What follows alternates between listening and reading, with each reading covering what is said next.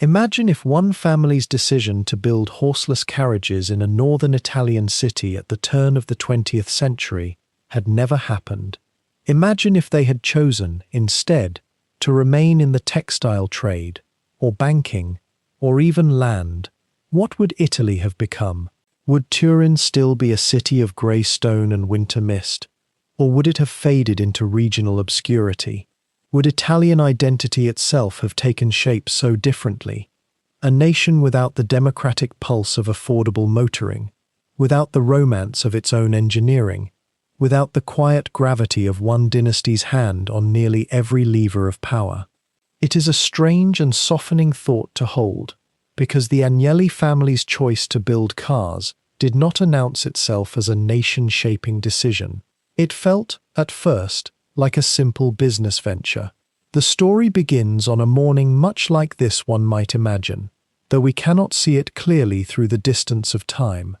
Mist hangs low over the rooftops of Turin, that city of arcades and rivers, a place where the winter light comes thin and pale. The year hovers around 1900, perhaps a few years into it, and if you could stand on those rooftops and listen, you would hear something entirely new to human civilization emerging from the workshops below. It is not yet the roar of an assembly line. That will come later. Instead, it is the careful, deliberate sound of craftsmanship, the ring of metal on metal, the low murmur of men's voices calling instructions to one another, the scrape of tools, the occasional hiss of steam. In the factories and workshops scattered through Turin's industrial quarter, engineers and mechanics are solving a problem that Europe is only just beginning to understand. How does one make a motorcar not as a curiosity for the very wealthy, but as something that ordinary people might one day afford to own?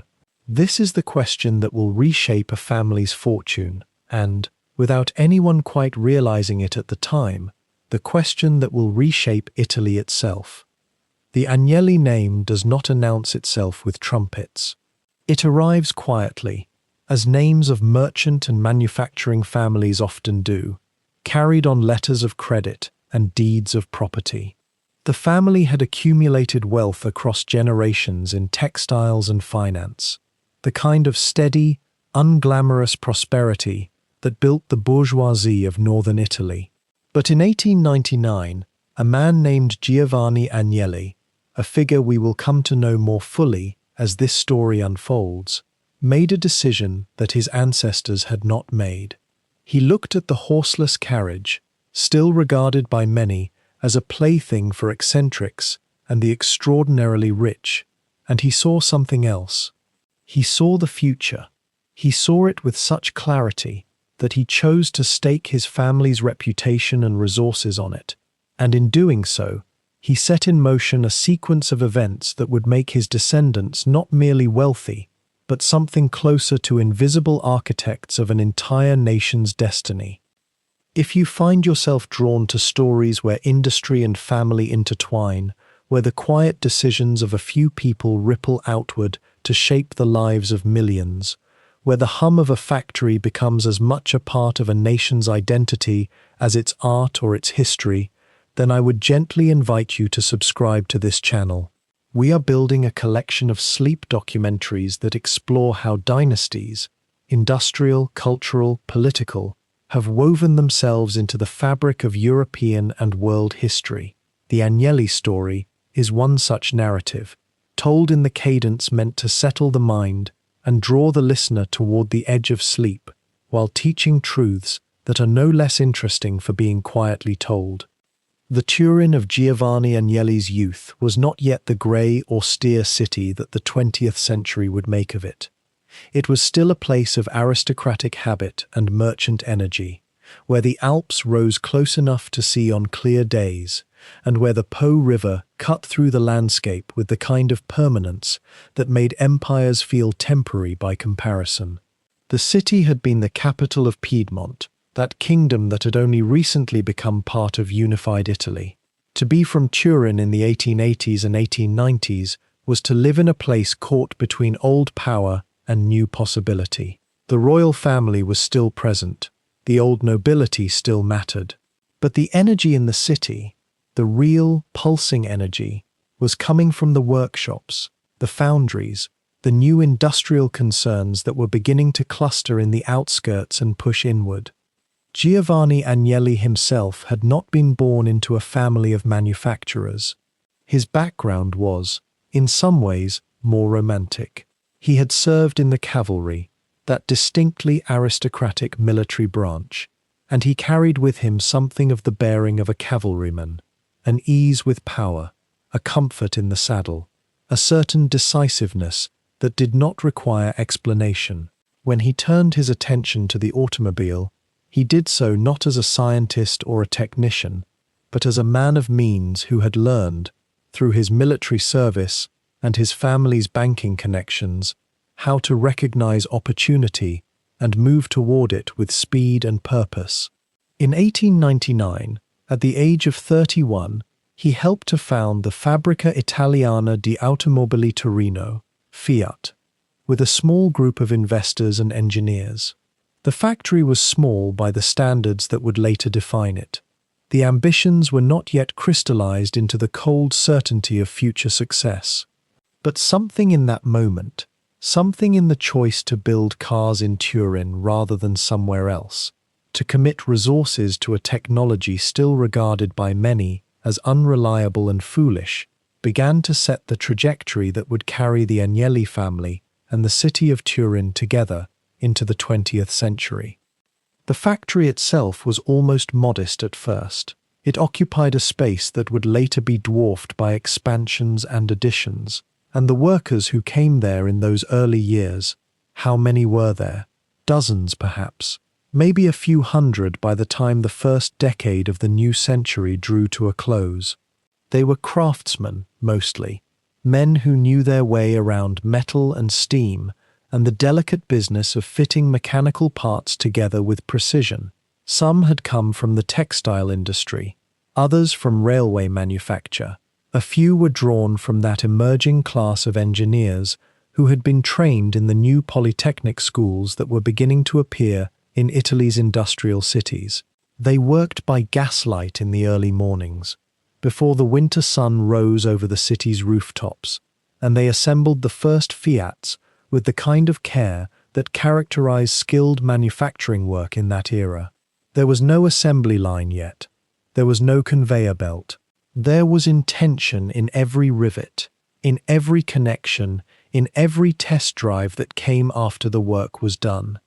The cars themselves, in these early years, were not yet the democratic vehicles that Fiat would later become famous for creating. They were expensive. They required owners who not only had the money to purchase them, but the knowledge and patience to maintain them, to coax them into starting on cold mornings, to understand their temperament and their limitations. But they were also, and this is the crucial thing, real. They worked. They could be driven from one city to another. They could climb hills and navigate the rough roads that connected Italy's scattered towns. And as word spread, as wealthy Turinese families began to own them, as racing drivers began to push them to their limits on the new competitions that were emerging across Europe, Fiat's reputation grew. The name became synonymous with quality, with Italian engineering, with the promise of the new century. Somewhere in the mist that still hangs over Turin in our imagination, somewhere in the hum and ring of that small factory, the foundation of an empire is being laid. Giovanni Agnelli, the cavalry officer turned industrialist, is making decisions that will echo through decades. His name will become legendary. His family will become, to all intents and purposes, inseparable from Italy itself. But in these early years, in the dawn hours of the 20th century, it must have felt like nothing more than an interesting gamble, an ambitious venture, a question asked into the future. Will the motorcar become what we imagine it might become? Will the people of Italy, as they grow wealthier and more connected to one another, want to own them? Will this small factory in Turin become something larger? Will this family's name endure? As we move deeper into the story, as we watch the factory grow, as we see the Agnellis consolidate their power through the tumultuous decades ahead, as we witness how one family's commercial success became braided with Italy's own identity, these questions will find their answers. But for now, in this opening moment, we might simply hold the image. Mist, factory lights, the scrape of tools, the future arriving quietly, dressed in ordinary work clothes, with no announcement of the weight it will eventually carry. Through the 20th century, from the murmur of factory floors to the whispered conversations in boardrooms draped in velvet, one family would come to exert a quiet hold over the entire nation of Italy. Not through decree or proclamation, but through something far more subtle and durable, through the objects people bought, the teams they cheered for, the newspapers they read, the very infrastructure of modern life itself. The Agnellis were not tyrants or dictators. They were something perhaps more powerful still. They were weavers, quietly threading their family's interests into the fabric of Italian identity until it became nearly impossible to separate the two. Consider for a moment what it means when a single bloodline controls not just the production of automobiles, millions of them, cars that moved workers to factories and families across newly paved highways, but also the newspapers that reported on those cars, the football club whose matches captivated an entire nation on Sunday afternoons, the banks that financed the country's dreams, the publishing houses that shaped its intellectual life. This was not calculated villainy. This was something more organic, more naturalistic. A family that had seized opportunity at precisely the moment when Italy was learning what industrialization meant, and then had simply continued to be present, year after year, decade after decade, as the country around them transformed. For much of the 20th century, to be Italian was, in certain ways, to live within the economic and cultural orbit of the Agnellis. When you drove a Fiat through the streets of Rome or Milan, you were, perhaps without knowing it, participating in a family enterprise. When you watched Juventus, the football club dominated for generations by Agnelli patronage, you were drawn into a web of loyalty that bound your passions to their interests. When you read an article in a newspaper or picked up a book from a publisher, the invisible hand of Agnelli ownership was often already there, curating what you would think, what you would feel. The question that haunted observers, then and now, was this: how did a merchant family, entrepreneurial and shrewd, manage to maintain control through 2 world wars, through revolutions both political and industrial, through the rise of labor movements and the coming of democracy? How did they navigate the treacherous landscape of fascism without being entirely consumed by it? How did they adjust to the post-war world while others around them crumbled? The answer is not a simple story of ruthlessness or corruption, though those elements existed. The answer is far more interesting. It is a story of patience, of carefully constructed legal architectures, of knowing when to bend and when to hold firm, of understanding that true power need not announce itself loudly. If you found yourself drawn to the hidden histories of power, to the quiet dynasties that shaped nations not through violence but through the everyday choices of ordinary people, I invite you to subscribe to this channel. We explore the families and institutions that wove themselves so deeply into the fabric of their societies that historians still debate where the family ends and the nation begins. The Agnelli story is one such tale, a narrative that speaks to something fundamental about how power actually works in the modern world, away from the headlines and the grand gestures, in the accumulated decisions made in boardrooms and villas, generation after generation. The Agnellis were not unique in their ambitions, but they were remarkable in their longevity. To understand their rise, we must first return to the very beginning, to a moment when Italy itself was barely formed as a nation, when Turin was a city of narrow streets and smoking workshops, when the automobile was still something miraculous and strange, and when one young officer with cavalry training and a merchant's instinct decided that the future belonged to those who could build it. And so our story truly begins not with a factory or a boardroom, but with a man on horseback. Giovanni Agnelli, born in 1866 into a Piedmontese family of modest but respectable means, was a cavalry officer by training and temperament, the kind of man who understood discipline, hierarchy, and the particular elegance of a well-ordered institution. His father, a senator and a landowner, had given him education and connections, but it was something else entirely that would set Giovanni apart, a restless eye for what was coming. In the 1890s, while most of European industry still moved at the pace of steam and steel, something new was stirring in the hands of engineers and dreamers. The motorcar, that miraculous contraption, was no longer merely a novelty for the very wealthy. It was becoming, in the minds of the ambitious, a thing that could be mass-produced, refined, made ordinary. And in Turin, a city in northern Italy where textile mills and small metalworking shops had already created a culture of industrial tinkering, a peculiar genius was gathering. The question that would have occupied Giovanni Agnelli's mind during those quiet years of the 1890s was deceptively simple. Could an Italian family, with the right combination of capital, engineering knowledge, and aristocratic confidence, build something that would outlast a single generation? Could they create not just a business, but a dynasty? In 1899, Giovanni Agnelli, now in his early 30s and possessed of both family money and a growing understanding of industrial mechanics, began conversations with a remarkable engineer named Aristide Faccioli. The two men shared something in common, a belief that Italy, for all its artistic magnificence and historical weight, was lagging behind in the new age of mechanical production. Germany had Daimler and Benz. France had Peugeot and Renault. Italy had, what, exactly? Scattered workshops. Ambitious engineers with insufficient capital. The opportunity was almost achingly obvious to those with eyes to see it. What would prove extraordinary was how Giovanni Agnelli's particular background positioned him to seize it. He was not a brilliant engineer himself. No, that was never his genius. Rather, he possessed what might be called the confidence of the old Italian aristocracy, combined with the sharp, acquisitive instinct of a modern industrialist.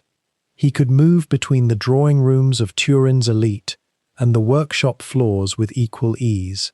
He understood that building something large required not just money, but the ability to inspire loyalty in talented men, to organize their efforts, and to navigate the delicate politics of a nation that was itself still finding its footing as a unified state.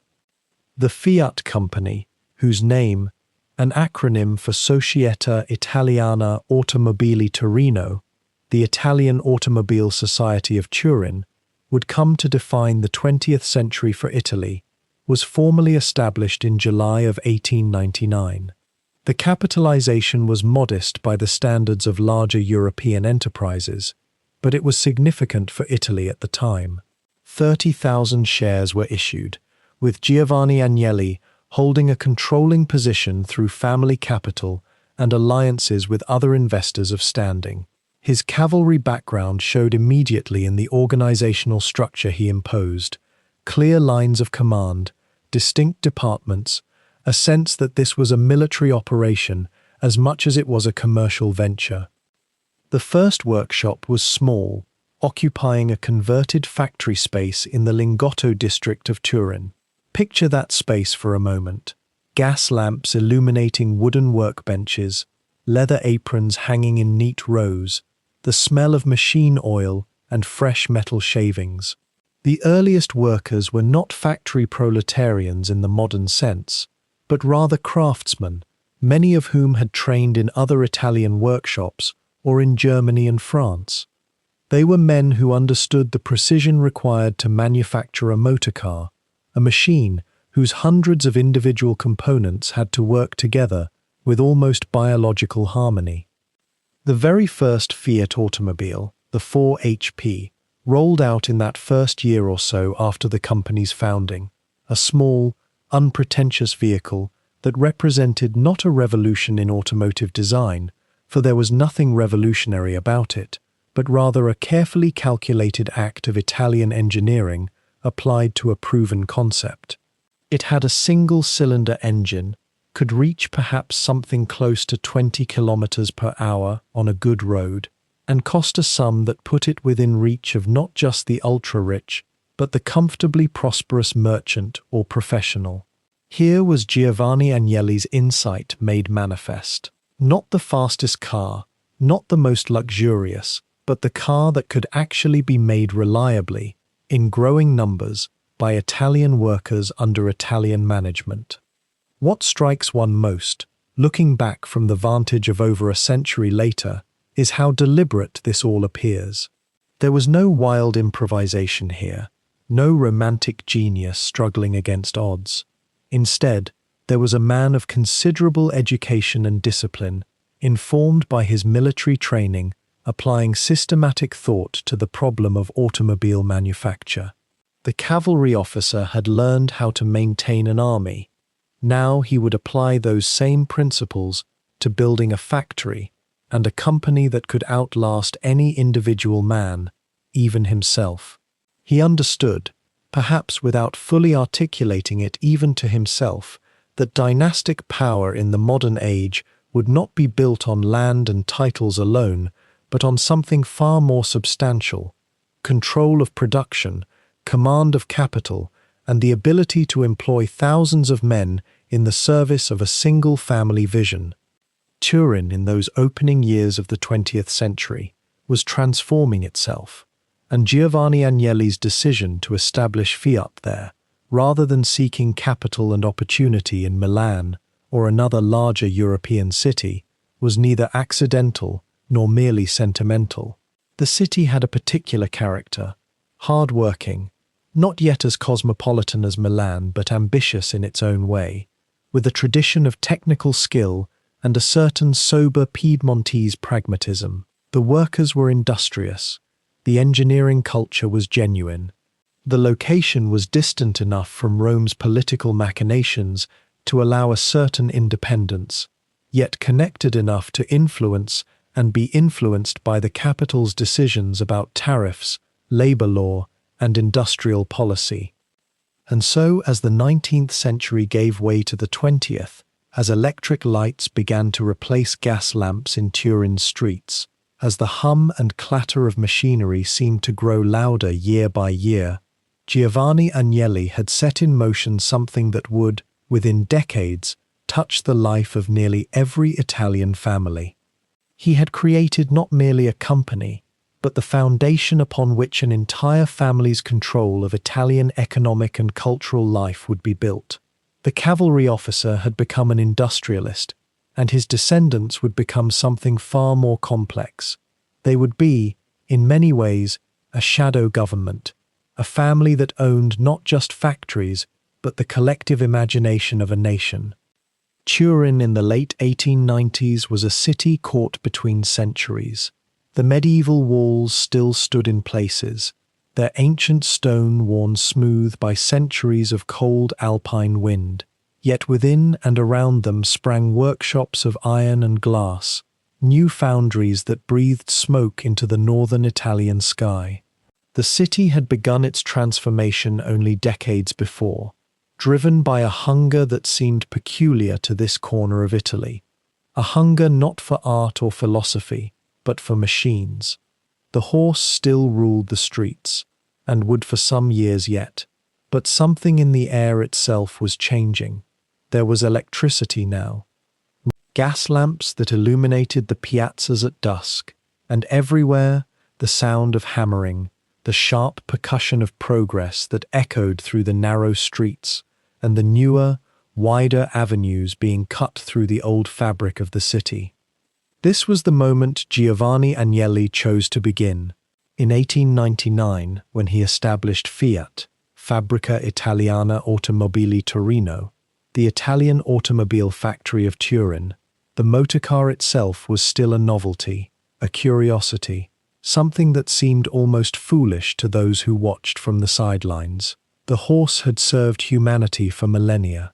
Why would anyone invest in these newfangled, temperamental contraptions that broke down regularly and terrified both pedestrians and animals alike? And yet Agnelli, with the bearing of a cavalry officer and the instincts of a man who could read the future as if it were written in the lines of a ledger, saw something others did not. He saw that Turin's workers, its engineers, its metal workers, had already developed a particular genius for precision. They understood machinery.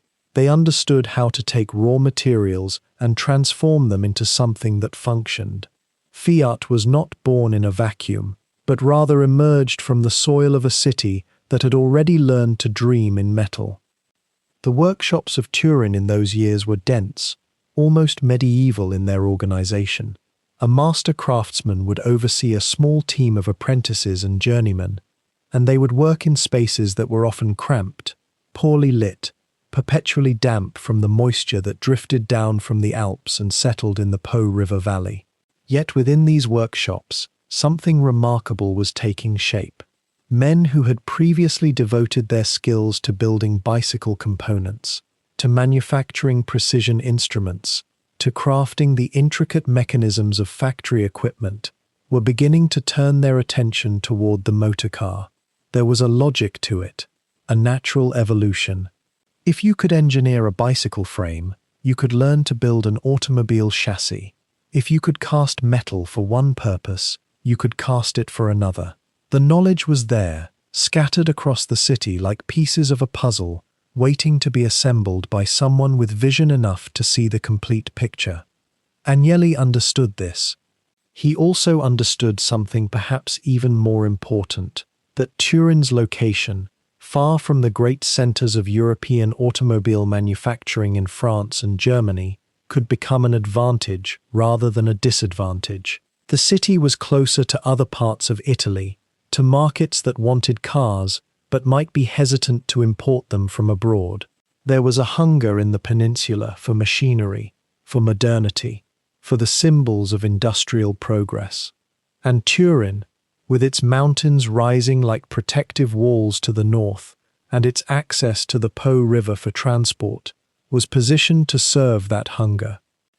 The early years of Fiat were not easy. The first cars were expensive, handcrafted with the care of artisans, each one slightly different from the last, because there was no such thing yet as a true assembly line, no standardization of parts.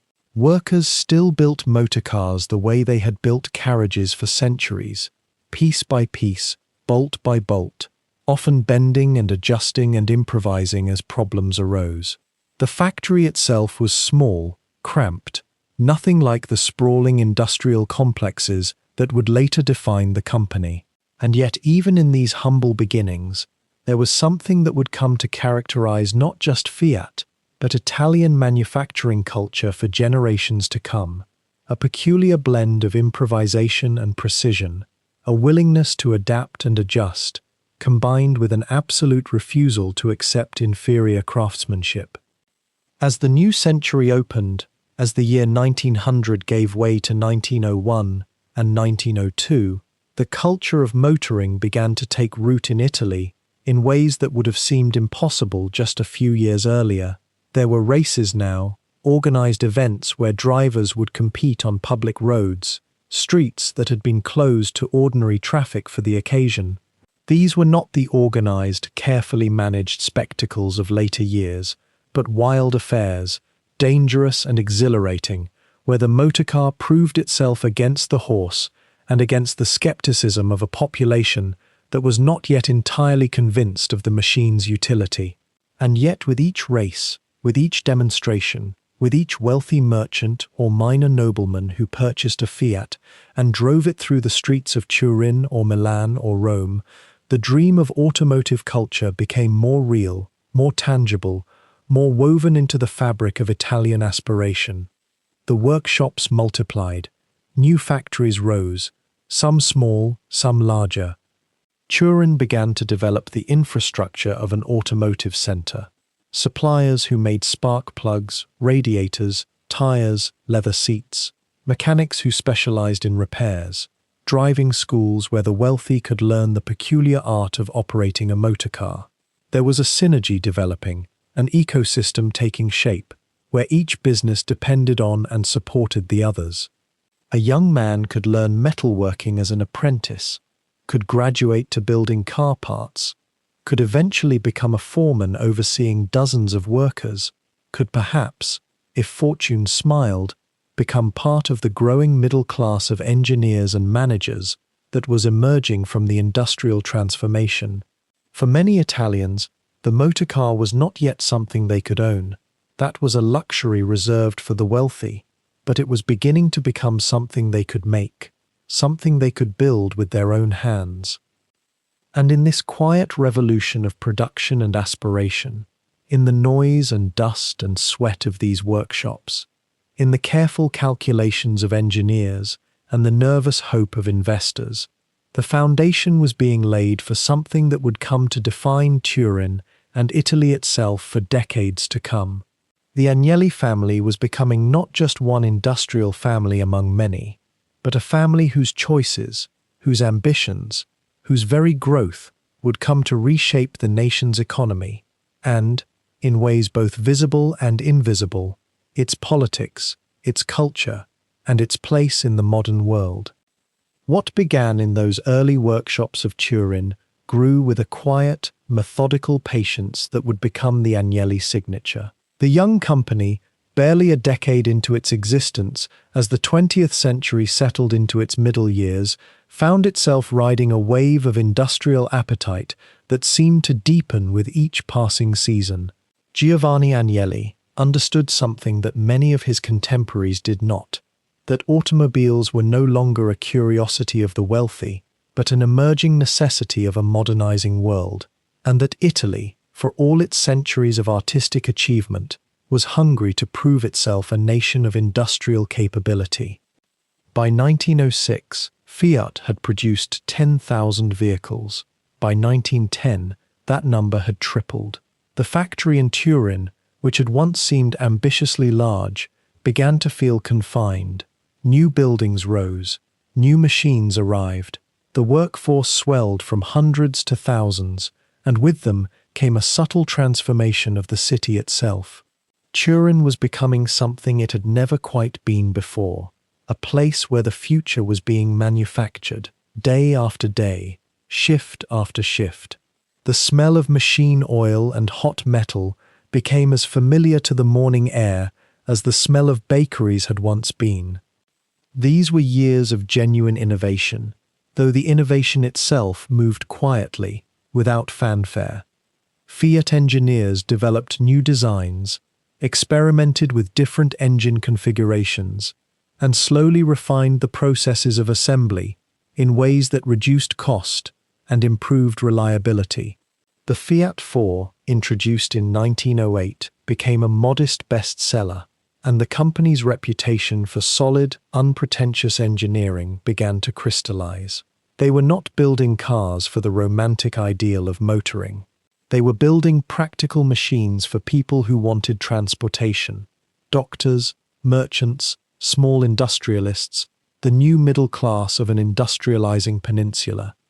But it was another force, one far darker and more urgent, that would accelerate Fiat's rise in ways that Giovanni Agnelli could scarcely have anticipated. The gathering storm of war in Europe, which by 1914 had become impossible to ignore, created an entirely new demand. Nations preparing for conflict needed not only weapons and ammunition, but vehicles, trucks, ambulances, engines for aircraft.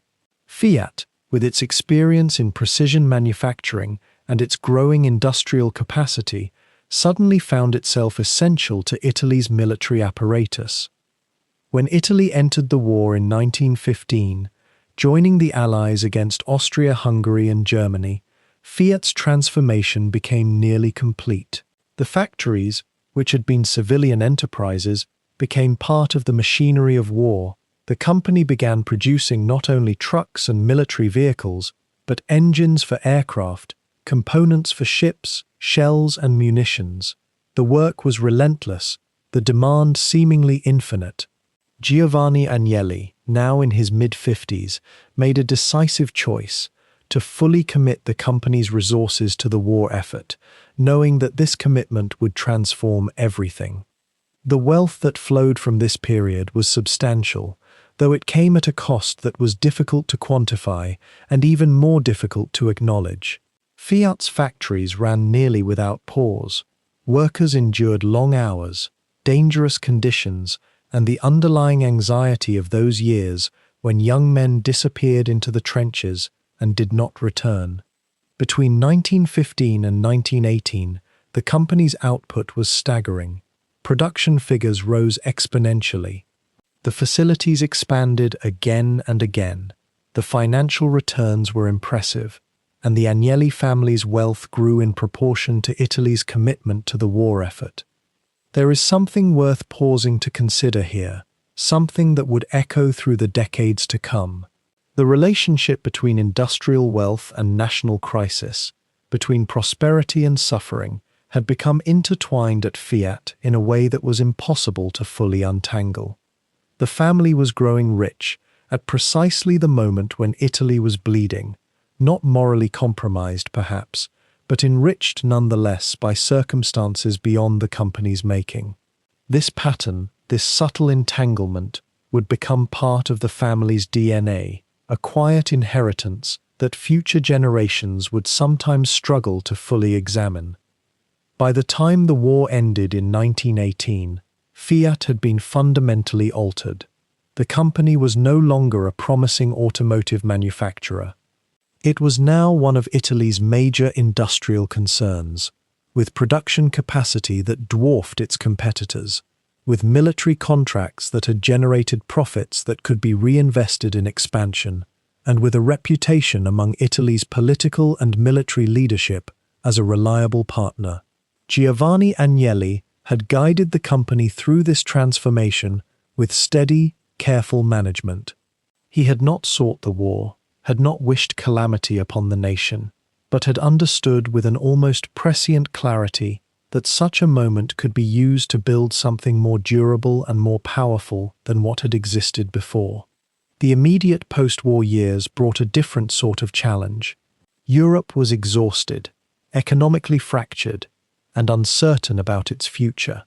Italy, which had fought on the winning side, found itself less prosperous than might have been expected, its soldiers returning to a nation confused about its victory, its economy struggling to transition from war production back to civilian manufacturing. For Fiat, though, the foundations had been laid, the wealth had been accumulated, the industrial muscle had been built. The family's position at the apex of Italian industry was no longer tentative. It was established. It was real.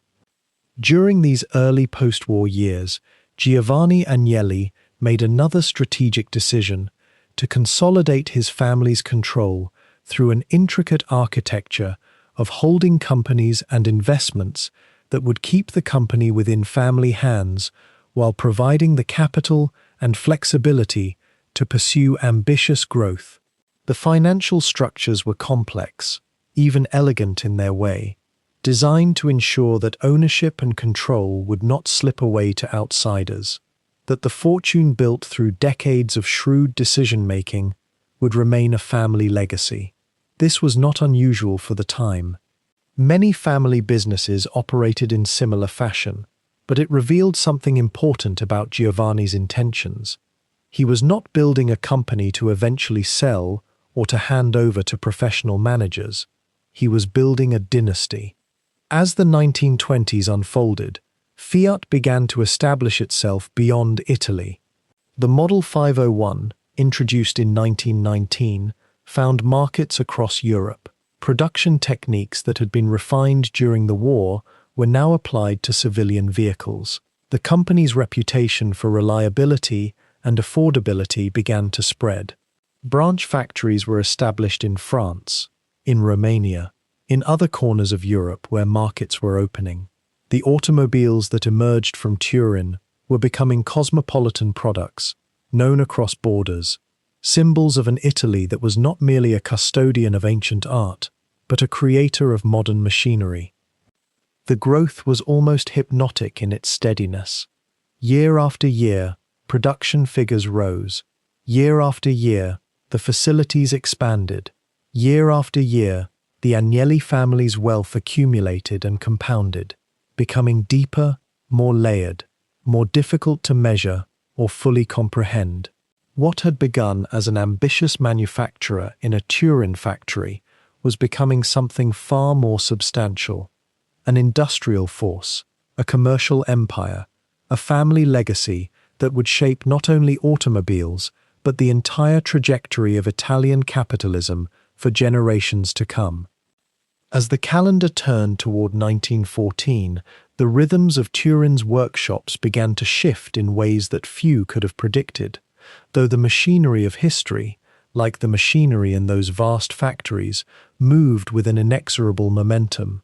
War, which would soon engulf Europe in a convulsion of violence and transformation, arrived first as a distant sound, then as an urgent opportunity for the factories that lined the Dora River.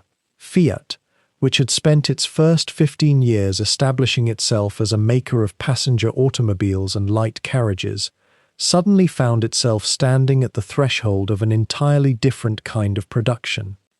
Giovanni Agnelli, now in his mid-30s and firmly established as the commanding vision behind the company, possessed an almost uncanny instinct for recognizing where industrial demand would shift. When Austria-Hungary and Serbia clashed in the summer of 1914, and the great powers of Europe began their slow, terrible mobilization, military procurement departments across the continent began casting about for manufacturers who could produce not just cars, but trucks, engines, ammunition casings, and the 1,000 components of mechanical warfare. Italy's position was peculiar and uncertain. The nation wavered between its old alliance with Austria-Hungary and the seductive promises offered by France and Britain. But Agnelli understood that regardless of which path the government ultimately chose, the factories of Italy would be called upon to produce for war. The transformation was swift and deliberate. Within months of the war's outbreak, Fiat's production floors began their metamorphosis from peacetime assembly to military manufacture. Truck production became paramount. The Italian army, like all the armies of Europe, discovered that modern warfare consumed vehicles at a voracious rate. Trucks were needed to move ammunition, to transport troops, to supply the terrible grinding campaigns that would consume millions of lives in the trenches and mud of the continent. Fiat's engineers, drawing on the precision and mechanical sophistication they had developed through automobile manufacture, proved adept at meeting these demands. The company's capacity for standardization, the ability to produce identical parts that could be assembled into reliable vehicles, became a strategic asset of the first order. Beyond trucks, engines themselves became a focus of intensive production. Aircraft were emerging as a new dimension of warfare, and Fiat moved into the manufacture of aero engines, a branch of production that demanded even greater precision and engineering sophistication than automobile manufacture. There was something almost hypnotic about the technical challenge: how to create an engine that could withstand the stresses of flight, that could deliver consistent power at altitude, that could be produced in sufficient quantity to supply a growing fleet of military aircraft. The engineers at Fiat threw themselves into this work with the kind of focused intensity that marks moments of genuine industrial transformation. Armaments production followed naturally. The company began manufacturing shell casings, gun components, and other elements of weaponry. The factories that had once filled with the relatively gentle hum of automobile assembly now resonated with the sharp percussion of metalworking machinery, the grinding of production tools, the organized chaos of a facility operating at absolute maximum capacity around the clock. The workforce expanded dramatically. Thousands of new workers flowed into Turin, many drawn by wages that seemed generous by the standards of rural Italy, others simply because industrial work was what was available during a time of national mobilization. The shadow of this expansion, however, was complex and would deepen as the war progressed. By the time Italy entered the war in 1915, breaking from its former alliance and joining the Entente powers of France and Britain, Fiat's role as a crucial component of the nation's military-industrial apparatus was already well established. The company was not merely participating in the war effort, it had become essential to it. Giovanni Agnelli, through this transformation, had acquired a new kind of power, the power that flows from being indispensable to the state itself. How did a businessman navigate this relationship, this dance between remaining profitable while serving national needs, between maintaining some autonomy while becoming bound ever more tightly to government contracts and political favor? The answer reveals something fundamental about how industrial empires are truly built, not in the rhetoric of free enterprise or romantic entrepreneurship, but in the quiet, carefully negotiated relationships between manufacturers and the state. Agnelli possessed an almost instinctive understanding of this dynamic. He was not a man who simply took orders from above. He was a man who understood how to position himself as an indispensable partner, someone whose cooperation was worth cultivating and protecting. The wartime economy began to concentrate wealth in new ways. Factories that could meet military production quotas accumulated capital at extraordinary rates. Fiat's profits during the First World War years were substantial, not merely comfortable, but wealth-transforming. The company moved from being a successful manufacturer to being something far more significant, a repository of national power, a company whose health and viability became a matter of direct government concern. Agnelli grasped, perhaps more clearly than many of his contemporaries, that this status came with its own kind of permanence. Once a government came to depend upon your factories, it could not simply allow you to fail. You had become woven into the fabric of national survival itself. The human costs of this industrial expansion, the conditions under which workers labored in factories running at full capacity, the tensions that accumulated in the workforce as wartime hardship contrasted with industrial prosperity, these were present but often remained beneath the surface of historical account. Women entered the factories during this period, taking up positions previously held by men who had gone to the front. The working class of Turin, which would later become famous for its socialist and communist organizing, was being shaped and hardened by these wartime experiences, though the full reckoning with this tension would not arrive until the turbulent years after the war ended. As 1916 and 1917 unfolded, Fiat's expansion continued. The company was not merely surviving the war, it was flourishing within it. The relationship between Giovanni Agnelli and the Italian government became progressively more intimate, more intertwined. He had access to resources, to priorities in raw material allocation, to the kind of protection that only the state could provide, and the state, in turn, had become dependent upon his production capacity. This mutual dependency would shape everything that followed: the company's trajectory after the war, its positioning as the war in Europe moved toward its exhausted conclusion, and ultimately the position of the Agnelli family within the Italian nation itself during the convulsive years that would define the 20th century.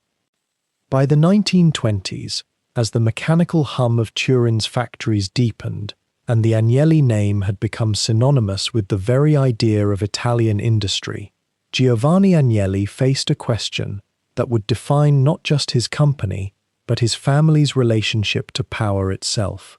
How do you protect an empire across generations, in a nation where politics shifted like alpine weather and fortunes could vanish overnight? The answer, it turned out, lay not in the factories themselves, but in the invisible architecture of ownership that rose quietly behind them. Giovanni understood something that many industrial titans of his era grasped only in hindsight. The surest way to hold power was to own it so completely that it ceased to look like power at all. Not through dramatic declarations or public pronouncements, but through the patient construction of layers, of shell companies and holding structures, each one nested inside another, like those small painted wooden dolls that contain multitudes within their hollow centers. The mechanism he developed, what would eventually become known as the Agnelli system of control, was almost elegant in its architecture. Rather than holding Fiat directly through simple family ownership, Giovanni created what were called holding companies, vehicles of finance that stood between the family and the operating company itself. These were not mere accounting tricks, though accountants certainly appreciated them. They were philosophical instruments. They represented a belief that true ownership transcended the crude notion of holding a majority share. True ownership meant shaping the structure itself, meant ensuring that even if outsiders acquired pieces of your company, the framework they inherited would be fundamentally yours. At the apex of this structure sat Giovanni Agnelli and those closest to him, but below that point, the architecture fanned outward with remarkable intricacy. There were primary holding companies, secondary holdings nested within those, reserve structures, and contingencies layered upon contingencies. To an outsider examining the corporate documents, it would have resembled less a business organization than a mathematical puzzle, or perhaps a medieval royal genealogy, with branches and sub-branches extending in directions that seemed almost tangential to the actual manufacture of motorcars. The genius of this approach lay in what it achieved without ever requiring public explanation.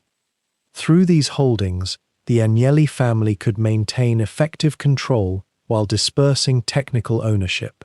They could raise capital by bringing in investors and partners without surrendering the essential mechanism of decision-making. They could pass wealth between generations with a fluidity that the crude bluntness of simple inheritance could never permit. And they could do all of this while remaining, from a certain perspective, merely stewards of an institution that belonged to something larger than themselves, to Italy itself, perhaps, or to history, or to some abstract notion of industrial progress. This was particularly important as Fiat began to grow beyond the capacity of any single individual to truly understand every dimension of its operations. Giovanni had founded the company almost as an extension of his own vision and will, but by the 1920s, Fiat employed tens of thousands, operated multiple plants, maintained its own supply chains, and had begun to develop an institutional momentum all its own. The factories had their own cultures. The workforce had its own unspoken codes and hierarchies. The engineers who designed the vehicles possessed expertise that no mere owner could fully master simply by virtue of ownership. Yet Giovanni had built Fiat on the principle that these elements should ultimately serve a single vision, a single family's conception of what the company should be. The holding company structure provided the mechanism for reconciling these realities. It allowed Giovanni to maintain philosophical control, to set the direction and values, while delegating operational authority to men he trusted. Trusted, that is, because they operated within a system that made defiance structurally difficult. The holding companies ensured that no manager, however capable or ambitious, could genuinely threaten the family's position. The family could always, in theory, reshape the institution from above, even if in practice they often chose not to intervene. But there was something else embedded in this system as well, something perhaps unintended, but no less real. The creation of these layers, these intermediate structures between the family and the company, created a psychological distance. The more elaborate the architecture of ownership became, the less it felt to any given observer as though the Agnellis were simply wealthy industrialists who happened to own a big factory. Instead, it began to feel as though they inhabited a different realm entirely, a realm of finance and structure and abstract ownership that was fundamentally removed from the ordinary relationship between owner and thing. They became not merely rich, but mysteriously positioned. Their wealth took on a quality of the inevitable, as though it were not the result of historical choices but rather the natural consequence of how the world was organized. Within the family itself, Giovanni's construction of these financial architectures had another effect entirely. It meant that family members could be brought into the business not merely as workers or managers, but as custodians of the system itself. They could learn the intricate logic of holding company structures, understand the reasoning behind the layering, appreciate the subtle mechanisms through which control persisted despite the appearance of openness. In this way, the system became not just a financial tool, but a form of education. To be raised as an Agnelli increasingly meant to be initiated into an understanding of how institutional power actually functioned, how to maintain it, and how to think of oneself not as a mere individual owner, but as a link in a chain of stewardship that extended backward through generations and forward toward unknown descendants. The construction of these mechanisms did not happen all at once, nor was it ever publicly articulated as a grand strategy. Rather, it unfolded gradually, developed in response to specific challenges and opportunities, refined through decisions made in boardrooms and private meetings with accountants and lawyers whose names are largely forgotten now. But by the early 1920s, the basic structure was in place, and as Italy entered the turbulent years that would follow, years of political upheaval, of the rise of new ideologies, of challenges to the old order, this invisible architecture would prove to be Giovanni Agnelli's most important creation. Not a factory, though he built many, not a car, though his company would manufacture millions, but a system, a framework, a way of organizing the relationship between a family and an institution such that the family could endure even as the world around it transformed completely. It is perhaps one of those peculiar facts of history that the most consequential structures are often the ones that remain most hidden, that function precisely because they are not commonly observed or understood. The Agnelli family's holding companies would shape Italian history, would influence decisions that affected millions of lives, would persist through wars and revolutions and technological upheavals. Yet the vast majority of those affected would never even know the structures existed. The years that followed the Great War's end were peculiar ones for Italy. The nation had survived, had been on the winning side, and yet something felt incomplete about the victory. Turin, where the Agnelli family continued to build their empire in red brick and steel, stood at the crossroads of this restless period. The 1920s arrived like a fever that would not break, and Giovanni Agnelli, now a man of considerable age and influence, watched carefully as the political temperature of his country began to rise towards something unprecedented. By the early 1920s, Fiat had become synonymous with Italian industrial might. The family's wealth had grown in ways that seemed almost natural, as if the prosperity of the factory and the prosperity of Italy itself had become indistinguishable. Giovanni Agnelli had built something that transcended mere business. He had become an institution, a pillar upon which the nation's hopes rested. But the world around him was changing in ways both thrilling and deeply troubling.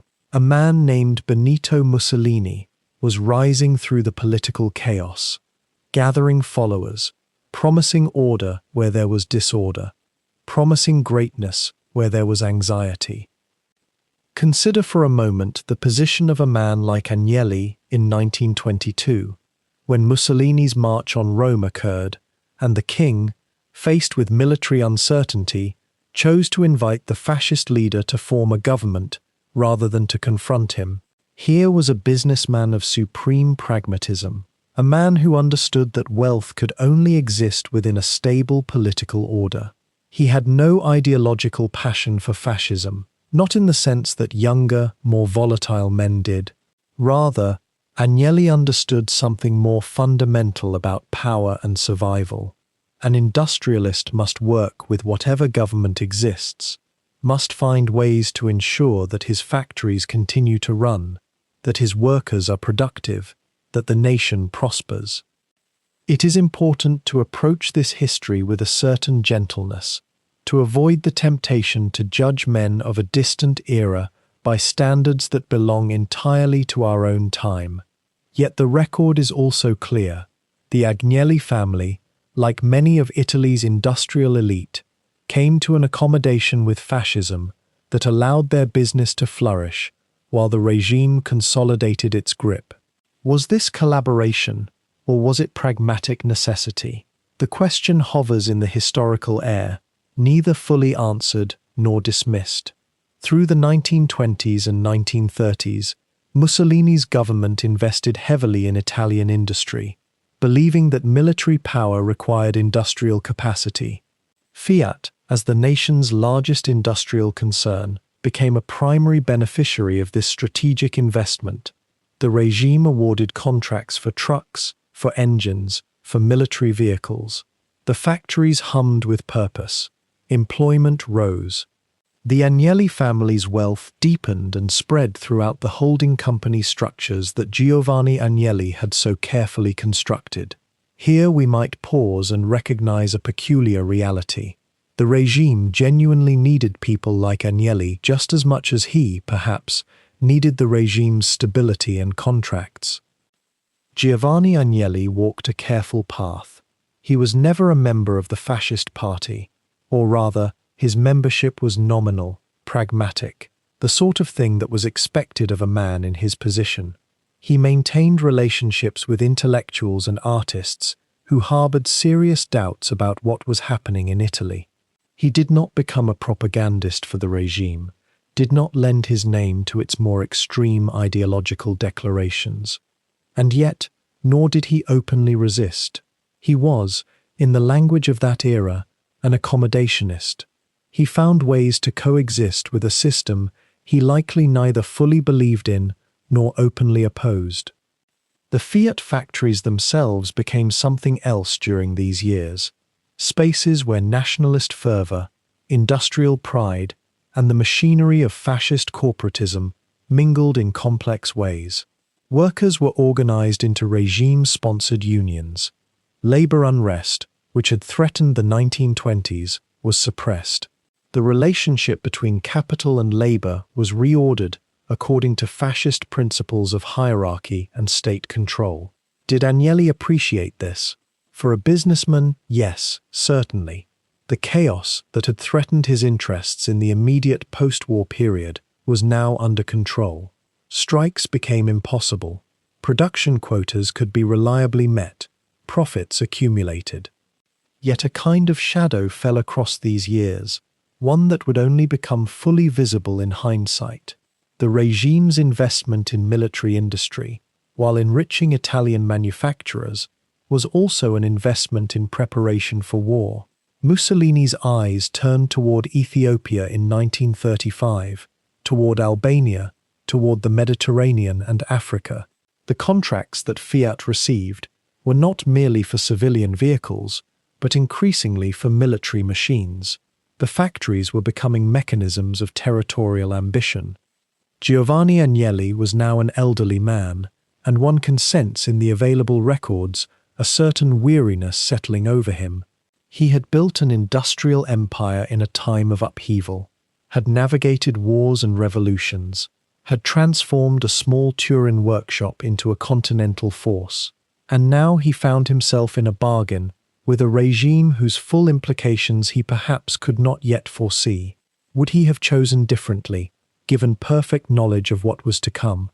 We cannot know. We know only that he made the choices available to him in a time when the world was contracting, when the space for independence was shrinking, when accommodation seemed like wisdom.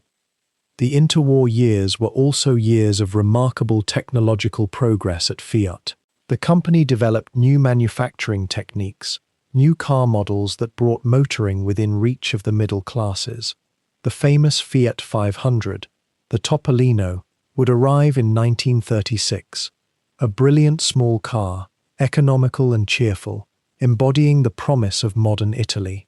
It is one of history's strange facts that some of the era's most beautiful and democratic innovations emerged from industrial systems compromised by association with tyranny. The machines were real. The promise was genuine. The moral cost remains difficult to fully account. By the late 1930s, the Agnelli family's position had calcified into something both extraordinarily powerful and extraordinarily precarious. They were wealthy beyond measure. Their influence spread through industry, finance, and the very infrastructure of the Italian state. They were also entwined with a regime that was moving toward catastrophe.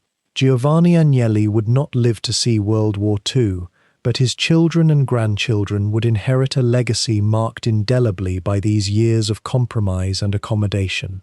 The question of what they might have done differently, what might have been possible, what was simply impossible, these questions would haunt the family's history long after the era itself had passed into memory.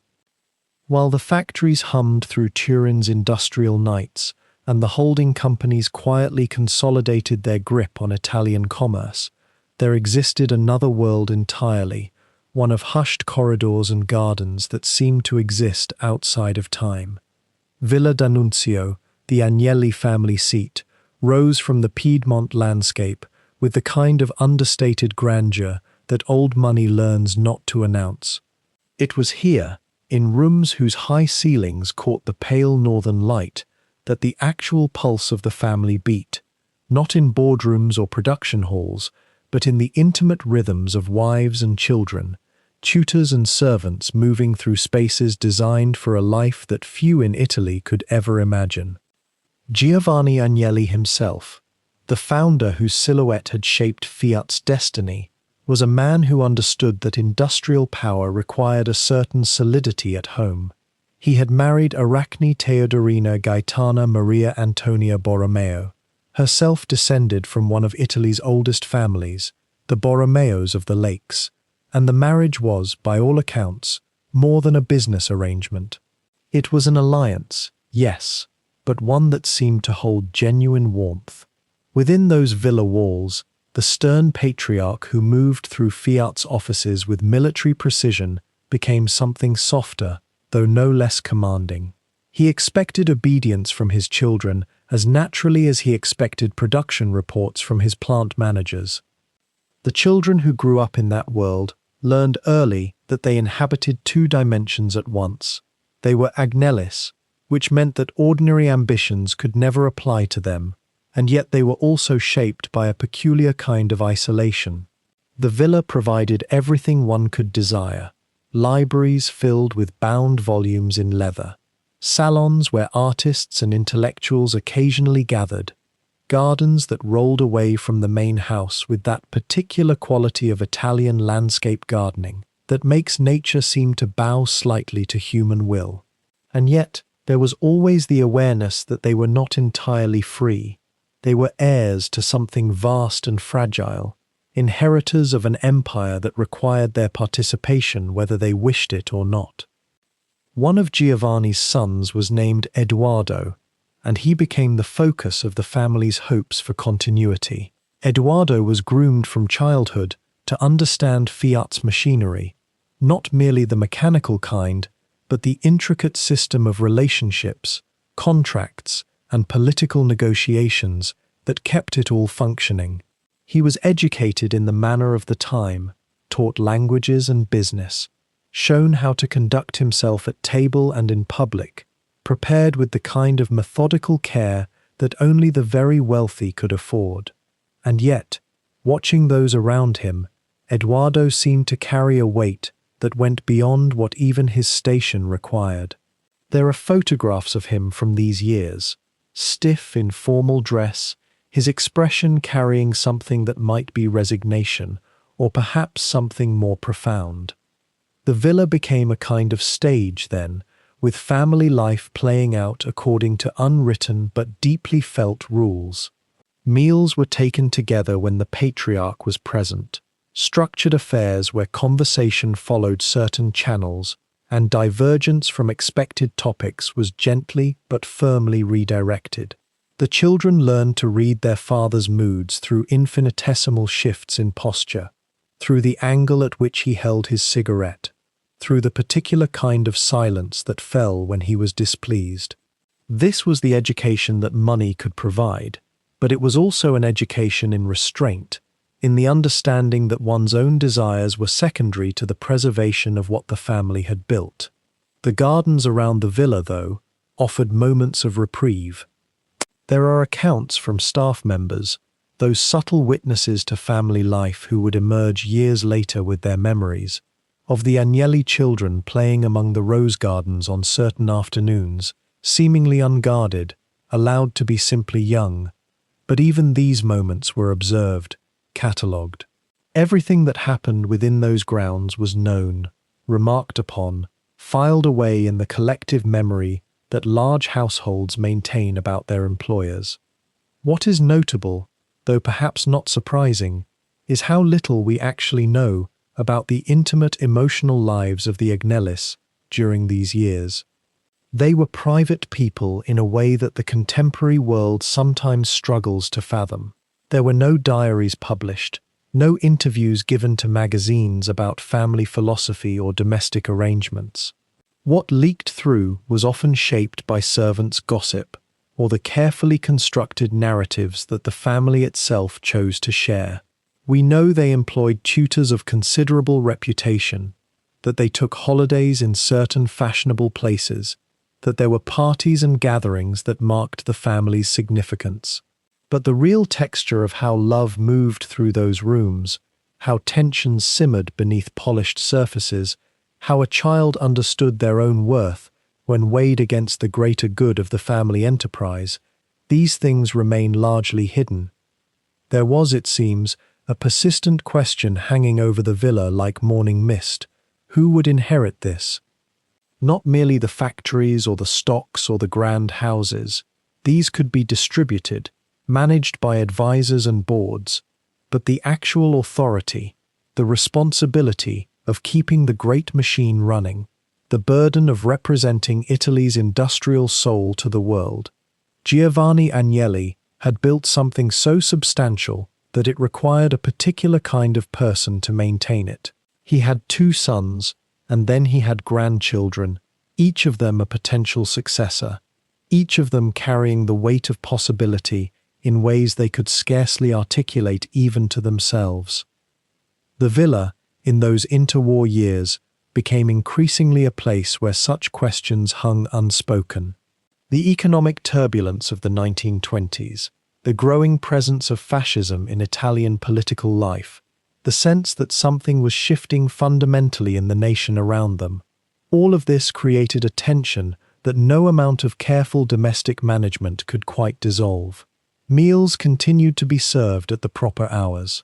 The gardens remained tended, and yet, for anyone paying attention to the subtle shifts of mood and conversation, there was a growing awareness that the world outside the gates was becoming less predictable, more dangerous, in ways that even the protection of an industrial empire might not be able to fully contain.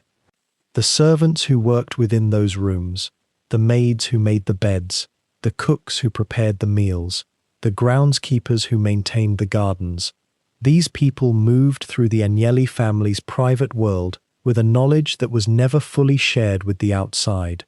They observed the patterns of affection and obligation, the small kindnesses exchanged between family members, the moments of tension that would surface and then be smoothed over by habit and propriety. From their perspective, the villa was a world unto itself, operating by rules that the wider society could glimpse but never truly enter. It was, in many ways, a microcosm of how the Agnelli family itself moved through Italian life, visible on the surface, but with depths that remained carefully guarded, revealed only in fragments and through the filter of what the family itself deemed appropriate to share.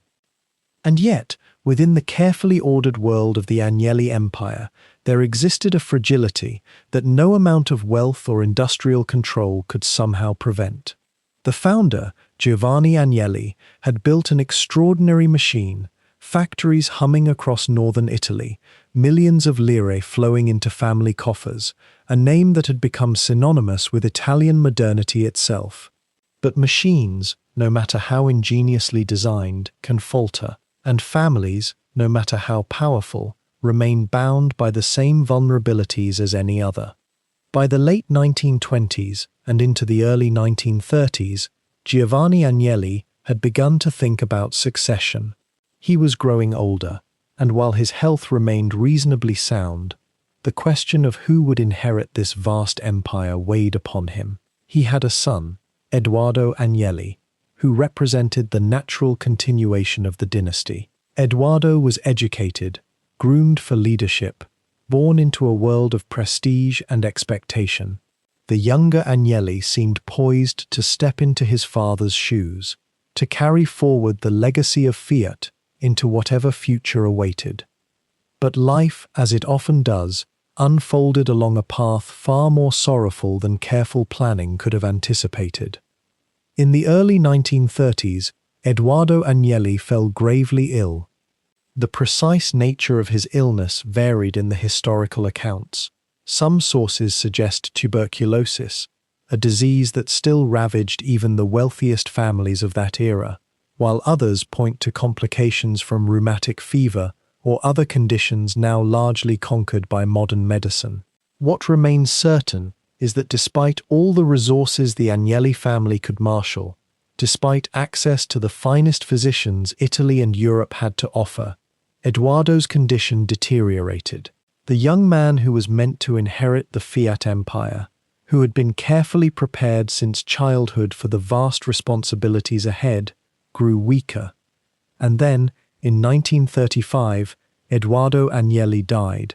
He was only 23 years old. The shock that rippled through the Agnelli household must have been profound. Giovanni Agnelli, the founder who had built an industrial colossus through sheer will and vision, who had survived wars and economic turbulence and political upheaval, found himself confronted by something no amount of business acumen could negotiate with: the mortality of his own flesh and blood. Edoardo's death was not merely a personal tragedy, though it was certainly that. It was also a succession crisis, at a moment when the family's control of Fiat was not yet absolutely consolidated. Giovanni Agnelli had to confront a question that no captain of industry relishes: what happens next? The founder had other family members, of course. He had daughters, whose marriages and lineage would become strategically important, and he had grandchildren, including a boy named Gianni, born in 1921 to his eldest son Edoardo and his wife Virginia. But Gianni was still very young when his father died. The boy was only 14 years old. How could an adolescent inherit one of Italy's most powerful companies? How could such a vast operation, with thousands of workers and intricate financial mechanisms, pass into the hands of someone still in school? The loss of Edoardo created a succession void that would have to be filled by interim measures, by careful maneuvering among the family's adult members, by the kind of patient architectural work that the Agnellis had always excelled at behind closed doors. Giovanni himself was aging. He would need to delegate authority, to establish guardianships and trusteeships, to preserve the family's control through the uncertain years ahead, while young Gianni matured and prepared himself for eventual leadership. One might wonder whether Giovanni Agnelli, in the grief that must have accompanied his son's death, ever allowed himself to doubt his vision. Did the loss of Edoardo shake his confidence in the dynasty he had built? Did he question whether any human institution, no matter how carefully constructed, could be truly immune to the capricious hand of fate? There is little recorded evidence of such doubts. Giovanni Agnelli was a man of his era and his temperament, one who pressed forward, who adapted when circumstances demanded adaptation, who saw problems as obstacles to be engineered around, rather than as reasons to abandon the enterprise. The death of his son would not be a crack in the foundation. It would be absorbed, managed, ultimately repurposed as a moment that demanded the family's resources be marshaled in a slightly different configuration. And so began a period of quiet reorganization within the Agnelli family structure. Guardianships were established over young Giovanni's interests. The family's various holding companies and investment vehicles were adjusted to accommodate the reality of a longer succession timeline. Giovanni Agnelli, despite his advancing years, remained actively involved in steering the company. He would have to serve as a bridge, a caretaker of sorts, until his grandson came of age. What one might call the second layer of the Agnelli empire began to solidify during this period. The family's holdings were not concentrated in a single person anymore, but distributed across a network of trusts, foundations, and legal structures that would protect the dynasty's interests even if something were to happen to any individual member. This was perhaps an unintended legacy of Eduardo's death. The architecture of succession became even more sophisticated, even more resistant to disruption by simple human mortality.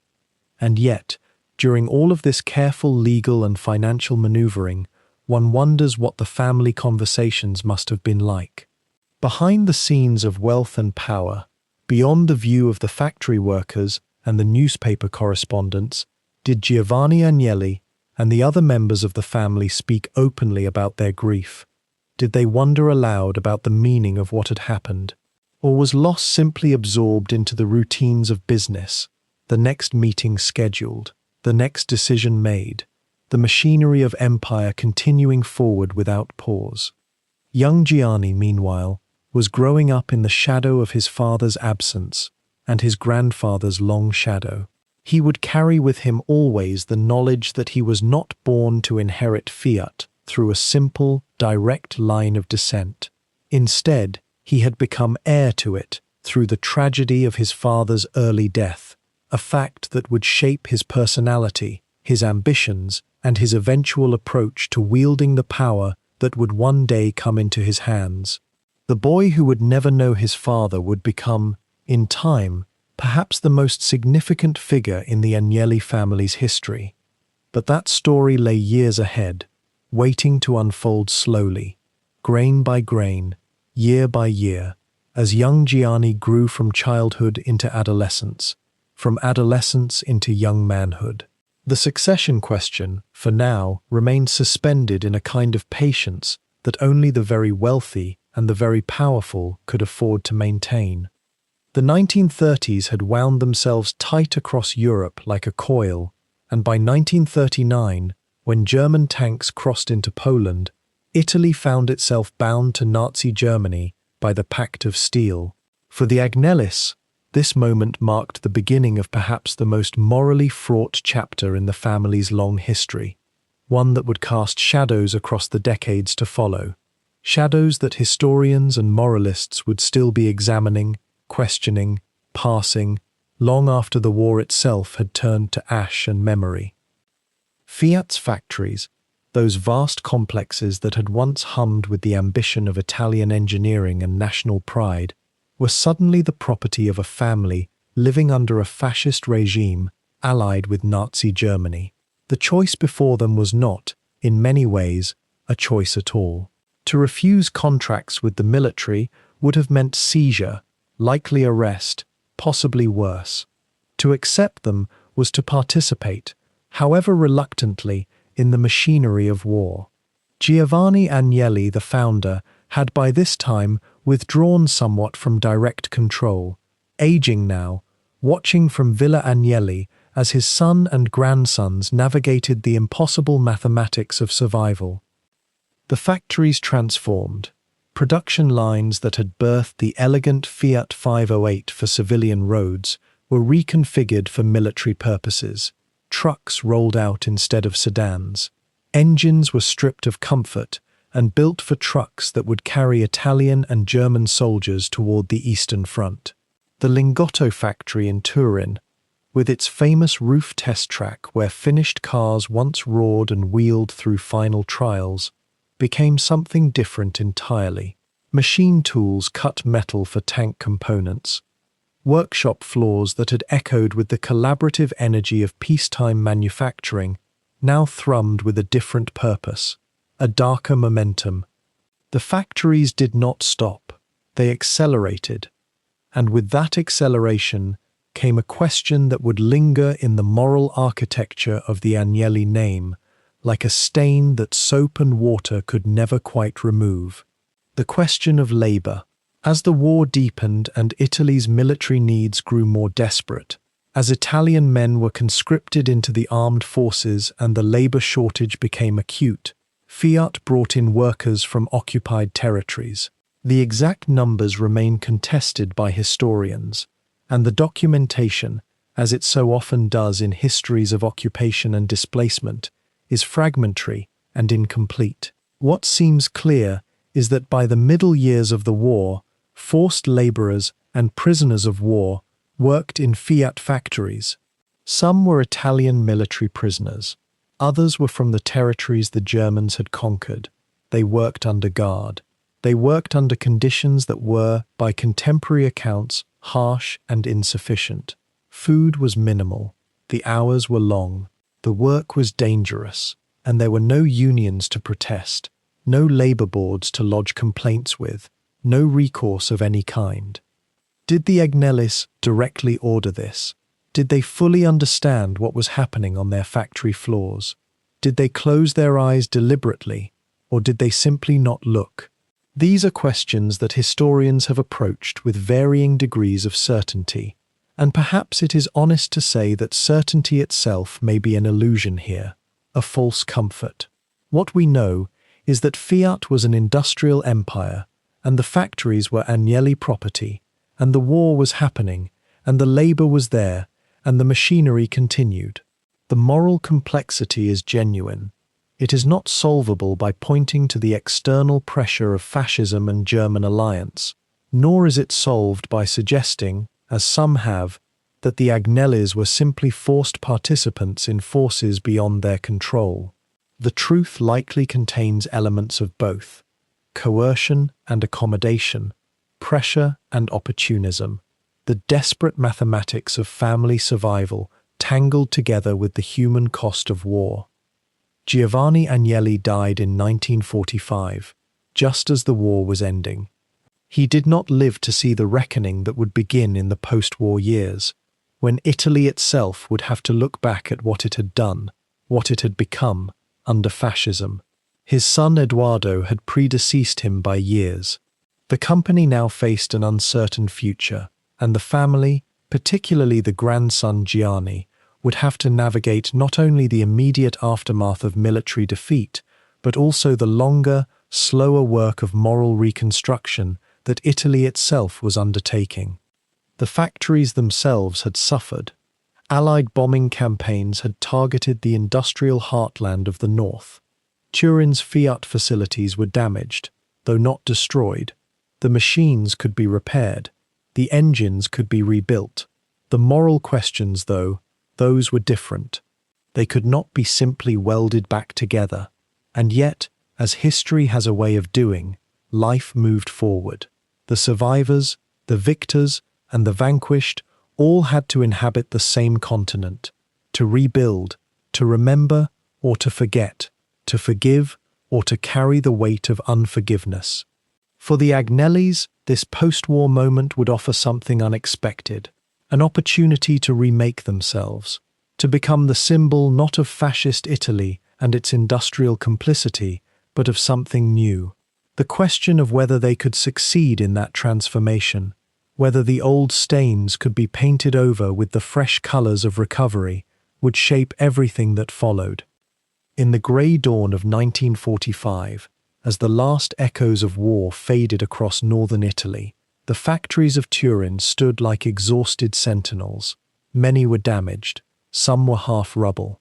The nation itself was broken, its economy in tatters, its people hollow with hunger, its confidence nearly extinguished.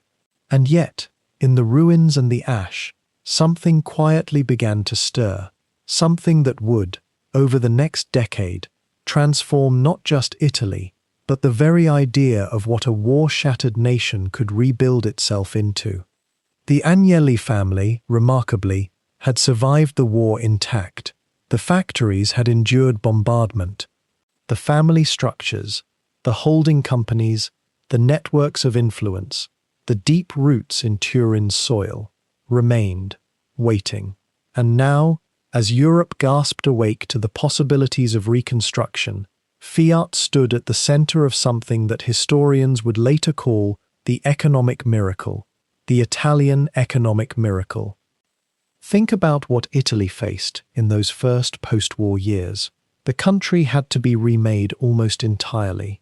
The agricultural sector was depleted, infrastructure was shattered, men were coming home from camps and battlefields, traumatized and displaced.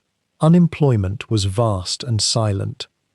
Yet within this devastation lay an unexpected advantage, a hunger so profound, a desire for renewal so raw, that it could drive a nation forward with an intensity that more comfortable societies might never know.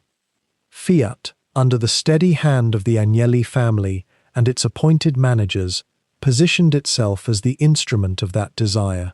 Not through rhetoric, but through action. The company understood something fundamental that many industrialists in other nations were still debating: that the ordinary person, the worker, the shopkeeper, the farmer's son, wanted not charity, but dignity. And dignity, in the post-war world, increasingly meant mobility. It meant a car. The vision was almost utopian in its simplicity. If you could produce a vehicle that was affordable enough for the average Italian worker to aspire to own, if you could manufacture it in such enormous quantities that the price would fall with each car produced, you could do something remarkable. You could lift millions of people into a new relationship with freedom and possibility. You could make economic growth visible, tangible, something you could touch with your hands and sit inside. The Fiat 500 would become the symbol of this ambition, though that extraordinary car lay still ahead in the story. In these immediate post-war years, Fiat's work was more foundational. The company had to rehire workers. It had to retool factories designed for wartime production, for trucks, for engines, for instruments of destruction, and teach them to make civilian vehicles again. It had to navigate the complex political landscape of a nation caught between American and Soviet spheres of influence, between monarchy and republicanism, between old elites and new working-class movements. And here, the Agnellis demonstrated a kind of political agility that had served them well through the fascist years. They were not revolutionary. They were not, by the standards of the time, particularly progressive, but they understood that their survival and their profits depended on being useful to whoever held power. Under the new Italian Republic, under the Christian democracy that would dominate the peninsula for decades, the Agnellis positioned Fiat as essential to national recovery, not as a luxury good, not as a symbol of privilege, but as infrastructure, as democracy in motion.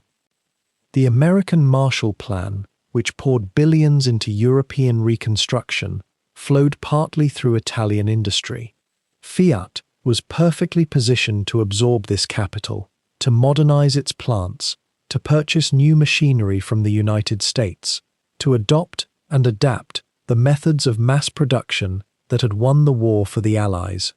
There was no contradiction in the minds of American policymakers between funding a family-controlled Italian industrial dynasty and promoting free market democracy. For them, Fiat was democracy, or at least Fiat was preferable to the alternative. Between 1945 and 1955, Fiat's production capacity expanded exponentially. The company moved beyond pure utility vehicles into a range of models designed for different classes of Italian society. There were trucks for commerce, buses for cities, sedans for professionals and minor officials. Each model was engineered with a particular relentlessness toward efficiency, toward making quality affordable and affordability attainable.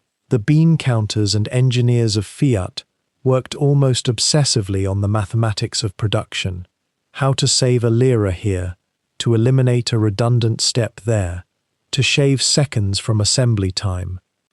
The workers in these factories, many of them rural migrants who had come to Turin seeking employment, became the unofficial ambassadors of the economic miracle.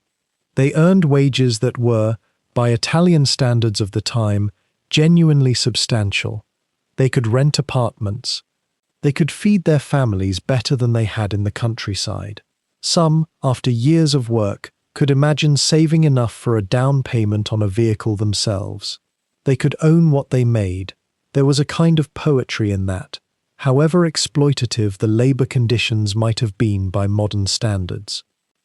And beyond the factories themselves, Fiat's expansion rippled outward through the entire economy. If Fiat was buying steel, Italian steel mills expanded. If Fiat was hiring, real estate developers in Turin built housing for workers. If Fiat was exporting, foreign currency flowed into Italy, and that currency could purchase goods, and that purchase could spark other industries to grow. Economic growth, in those years, had a multiplicative quality. Each act of production seemed to generate demand, which generated more production, which generated more demand.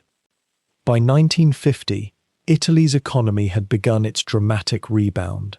The standard of living was rising, albeit unevenly. The scars of war were being covered, not healed, never truly healed, but covered with new construction, new industry, new possibilities. And Fiat, the Agnelli family's creation, was the visible symbol of this transformation.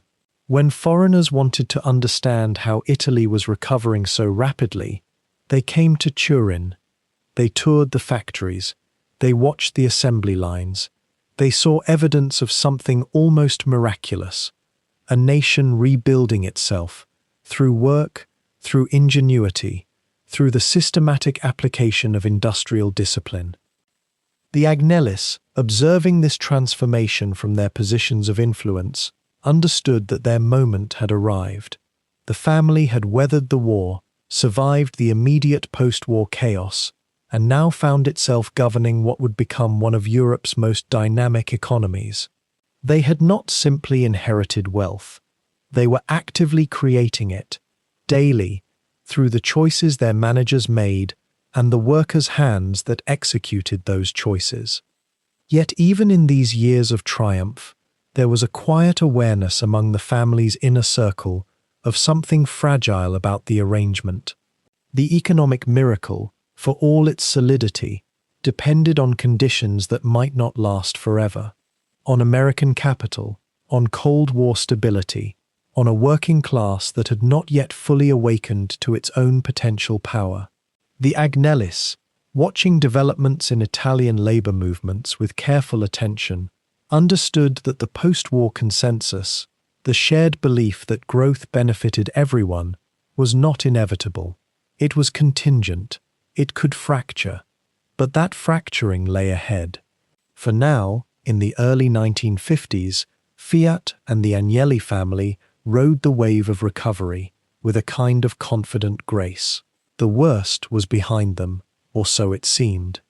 The year was 1921, when Giovanni Agnelli held his newborn grandson in his weathered hands, a child born into a world already shaped by his family's vision. That boy, christened Giovanni Agnelli, would carry the surname into territories his grandfather could scarcely have imagined, not merely as an industrial heir, but as something closer to a public institution, a walking emblem of Italian aspiration itself. For decades, the elder Giovanni had built with methodical care, layer upon layer of factories and contracts, and careful marriages of capital. He had navigated wars and revolutions, had turned the hum of Turin's workshops into the pulse of a national economy. But by the time the boy Gianni came of age in the 1930s and 1940s, something was shifting in the texture of European life. The world was beginning to hunger not just for industry, but for style, for grace, for a kind of effortless charisma that made power look like something you were born understanding rather than something you had to grasp for. Young Gianni seemed to embody this instinctively. He was educated in the grand manner, sent to schools in Turin and Switzerland, groomed in languages and manners as much as in the arithmetic of business. But unlike many heirs raised in such cushioned circumstance, there was something restless in him, a hunger for the world that went beyond balance sheets and board meetings. He wanted to see things, to move through life as though it were something to be lived rather than merely inherited. The war years interrupted everything, of course. Italy found itself on the losing side of history, and the Agnelli name, so closely bound to the machinery of Mussolini's regime, carried shadow and complication. The family had made their accommodations, as industrialists do in times of totalitarian pressure. The young Gianni, born into that moral ambiguity, would carry it forward as a kind of private weight that he rarely discussed but never quite escaped. After 1945, as Italy emerged from rubble into the extraordinary energy of reconstruction, he found himself in a particular position, young enough to represent the future, connected enough through family to command resources, and sufficiently detached from the collaborationist past to offer a kind of fresh beginning. His grandfather died in 1945, on the cusp of Italy's transformation. The elder Giovanni did not live to see the post-war miracle unfold, the resurrection of Italian manufacturing, the moment when Fiat would become synonymous not with military trucks and armaments, but with cars for ordinary people, with hope itself. That moment belonged to Gianni. By the early 1950s, Giovanni Agnelli had begun to assume real authority within Fiat's operations, though the formal transition was gradual, almost imperceptible. Rather than seizing control dramatically, he seemed to absorb it, to make himself indispensable through a combination of genuine business acumen and something less tangible, a gift for reading the moment, for understanding what people wanted before they fully knew it themselves. Where his grandfather had been a builder of infrastructure, Gianni was becoming an interpreter of desire. He cultivated a particular kind of visibility, one that was carefully calculated to appear natural. He was photographed at parties and racing events, always impeccably dressed, often with beautiful women on his arm. He befriended artists and writers. He collected art with discernment. He moved between the boardroom and the nightclub with a kind of ease that suggested he belonged equally in both worlds, which is perhaps the most effective form of power, not the appearance of dominance, but the appearance of belonging everywhere. There is something intriguing about how a person can gradually shift the entire meaning of their family name through sheer force of personality and timing. When people thought of Fiat before Gianni, they might have thought of factories, of engineering, of the vast impersonal machinery of mass production. When they thought of Gianni, they began to think of something else entirely. Glamour, yes, but also a kind of democratic elegance, a suggestion that even humble Italians driving modest Fiats were participating in something beautiful, something that reflected their aspirations rather than merely their economic station. He understood, perhaps better than anyone of his generation, that in the modern age, business was increasingly about storytelling. It was not enough to make cars. You had to make cars that people wanted to be seen driving, that felt like extensions of their best selves. Fiat had always made practical vehicles for working people and the emerging middle class. Under Gianni's sensibility, those vehicles began to feel like they were designed with affection, as though each one was a small gift from a friend, rather than a transaction in a commercial exchange. During the 1950s and into the 1960s, As Gianni consolidated his position and eventually became the clear center of power within Fiat, the company itself was experiencing extraordinary growth. Italy's economic recovery was real and profound, and Fiat was riding that wave with increasing confidence. But Gianni brought something new to the enterprise, an understanding that the family business could also be a kind of cultural force. He began to expand Fiat's reach beyond automobiles, into other domains, always with that same calculated grace. In 1958, he took control of Juventus, Turin's dominant football club. On the surface, this might seem like a natural move for a wealthy industrialist. Wealthy men bought football clubs as playthings, as ways of cementing their status in their home cities. But Gianni's relationship to Juventus was different. For him, the club became another language through which to speak to the Italian public, another way to weave the Agnelli name into the fabric of national identity.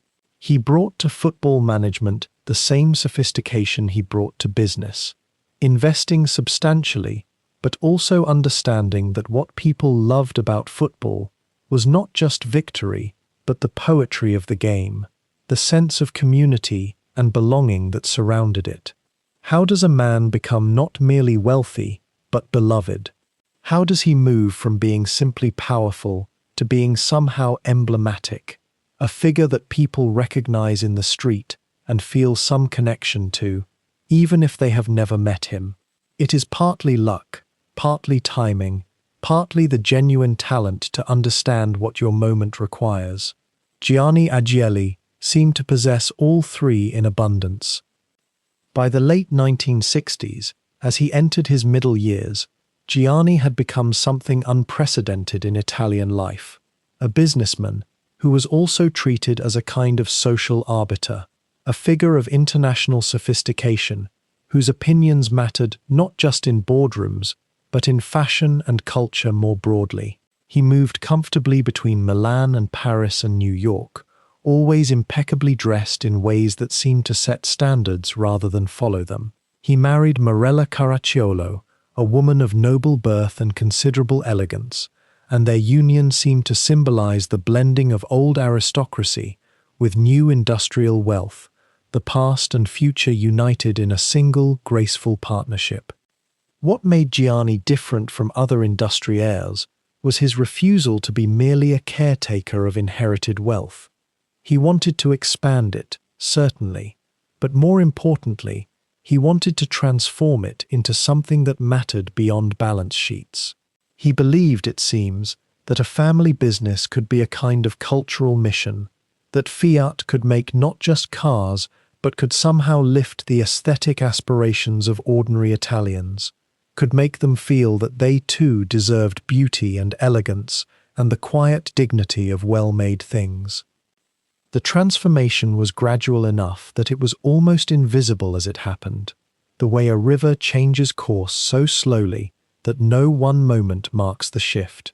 But by the time Gianni had fully consolidated his power in the late 1960s and early 1970s, something fundamental had changed. Fiat was no longer simply a business empire. It had become almost a reflection of Italian national character, the private fortune so thoroughly woven into public life that it was difficult to imagine one without the other. And Giovanni Agnelli, the founder's grandson who had seemed so restless in his youth, had found his true purpose, not managing inherited power, but reimagining it, transforming it into something that his country could recognize as its own best self. By the time Giovanni Agnelli I had passed the reins toward the end of his life, a young man was already preparing to reshape everything his grandfather had built. Giovanni Agnelli, born in 1921, represented something new in the Agnelli story. Not the stern industrial patriarch, but the elegant cosmopolitan.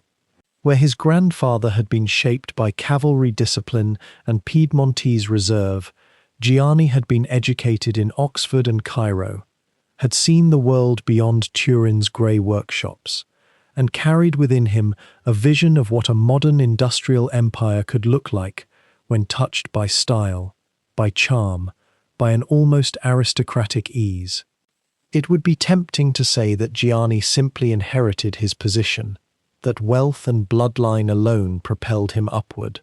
But the reality was quieter and more complex. In the years immediately after the Second World War, as Italy stumbled toward reconstruction, the Agnelli family faced a choice about who would guide them forward. Giovanni's uncle had been groomed for this role, had held considerable power, and yet it was the younger man who gradually, almost imperceptibly, began to consolidate authority. He did this not through confrontation, but through something far more subtle, through the sheer force of his personality, through his ability to move between worlds that seemed impossibly distant from one another. Consider for a moment the peculiar position of an industrial dynasty in post-war Europe. Italy was broken. Its factories had been bombed, its reputation devastated, its people exhausted. To be an Italian industrialist in 1945 was to be, in some quarters, morally suspect. And yet Fiat remained, damaged but operational, essential but tainted. Giovanni understood something that many of his contemporaries did not, that Italy's recovery would require not defensive withdrawal, but a kind of seduction. The country needed to believe in itself again. It needed symbols. It needed proof that Italian ingenuity, Italian style, Italian energy could still create something the world wanted. This is where the consolidation began, not in boardrooms, but in the realm of image, of presentation, of what we might now call soft power. Giovanni Agnelli became visible in ways his grandfather had deliberately avoided. He was photographed at fashion shows in Milan. He was seen at gatherings of the Italian elite, publishers, designers, actors, footballers. He wore his suits with a casual perfection that seemed effortless, though of course it was not. He understood that to rule an industrial empire quietly, one had first to capture the imagination of the country one was ruling. The consolidation of Fiat itself during these years involved the kind of patient architecture that attracts little public notice, but which restructured ownership and control. Through holding companies layered upon one another, structures that would have seemed impenetrably complex to an outsider, Giovanni and his family gradually ensured that while the public shares of Fiat might be traded and distributed widely, the actual voting control, the ability to make the decisions that mattered, remained firmly within the family network. It was neither dishonest nor illegal, but it was, in essence, a masterly lesson in how to appear public while remaining privately dominant. But there is perhaps no single institution through which Giovanni's consolidation of power and influence became more apparent, and certainly more beloved, than through his stewardship of Juventus Football Club. The relationship between the Agnellis and Juventus is worth pausing over, because it reveals something essential about how power in Italy actually functions, how it weaves together commerce, emotion, and loyalty in ways that are perhaps impossible in more strictly separated societies. Juventus had been founded in 1897, just 2 years before Fiat itself. For decades, it had been a respected but not dominant force in Italian football. When Giovanni took a more active interest in the club's affairs, beginning in the 1940s and intensifying through the 1950s and 60s, he recognized something that pure sportsmen often miss. A football club is not merely a sporting enterprise. It is a channel through which a man can speak directly to the heart of a nation. It is a stage upon which one can demonstrate values, or at least the appearance of values, that matter deeply to ordinary people. Victory on the pitch becomes, somehow, personal victory. Ownership of a successful club becomes ownership of a piece of the public's heart. Giovanni invested in Juventus with care. He brought in talented managers. He ensured that the club had resources, though not ostentatiously. He was too subtle for that. He understood that the club must be seen as serving the city of Turin first, and his own family's interests second, or at least that was how it must appear. And as Juventus began to win, as it accumulated championships and became the dominant force in Italian football, something remarkable happened. An association formed in the public consciousness. The Agnelli family became not merely industrialists who owned factories and made motorcars, but custodians of Italian sporting pride. Juventus fans were, in a sense, voting with their passion for the Agnelli vision of Italy. This was not manipulation exactly, though it would be naive to suggest that there was no calculating dimension to it. Rather, it was a recognition of a profound truth, that in Italy, in this particular moment of rebuilding, a man who could deliver excellence to the nation, who could give people something to be proud of, who could embody a kind of managed beauty and competence, would find that his influence extended far beyond what money alone could purchase. Think about the psychology of it. A worker in a Fiat factory, struggling with the indignities and exhaustions of his daily labor, could go home at night and watch Juventus play.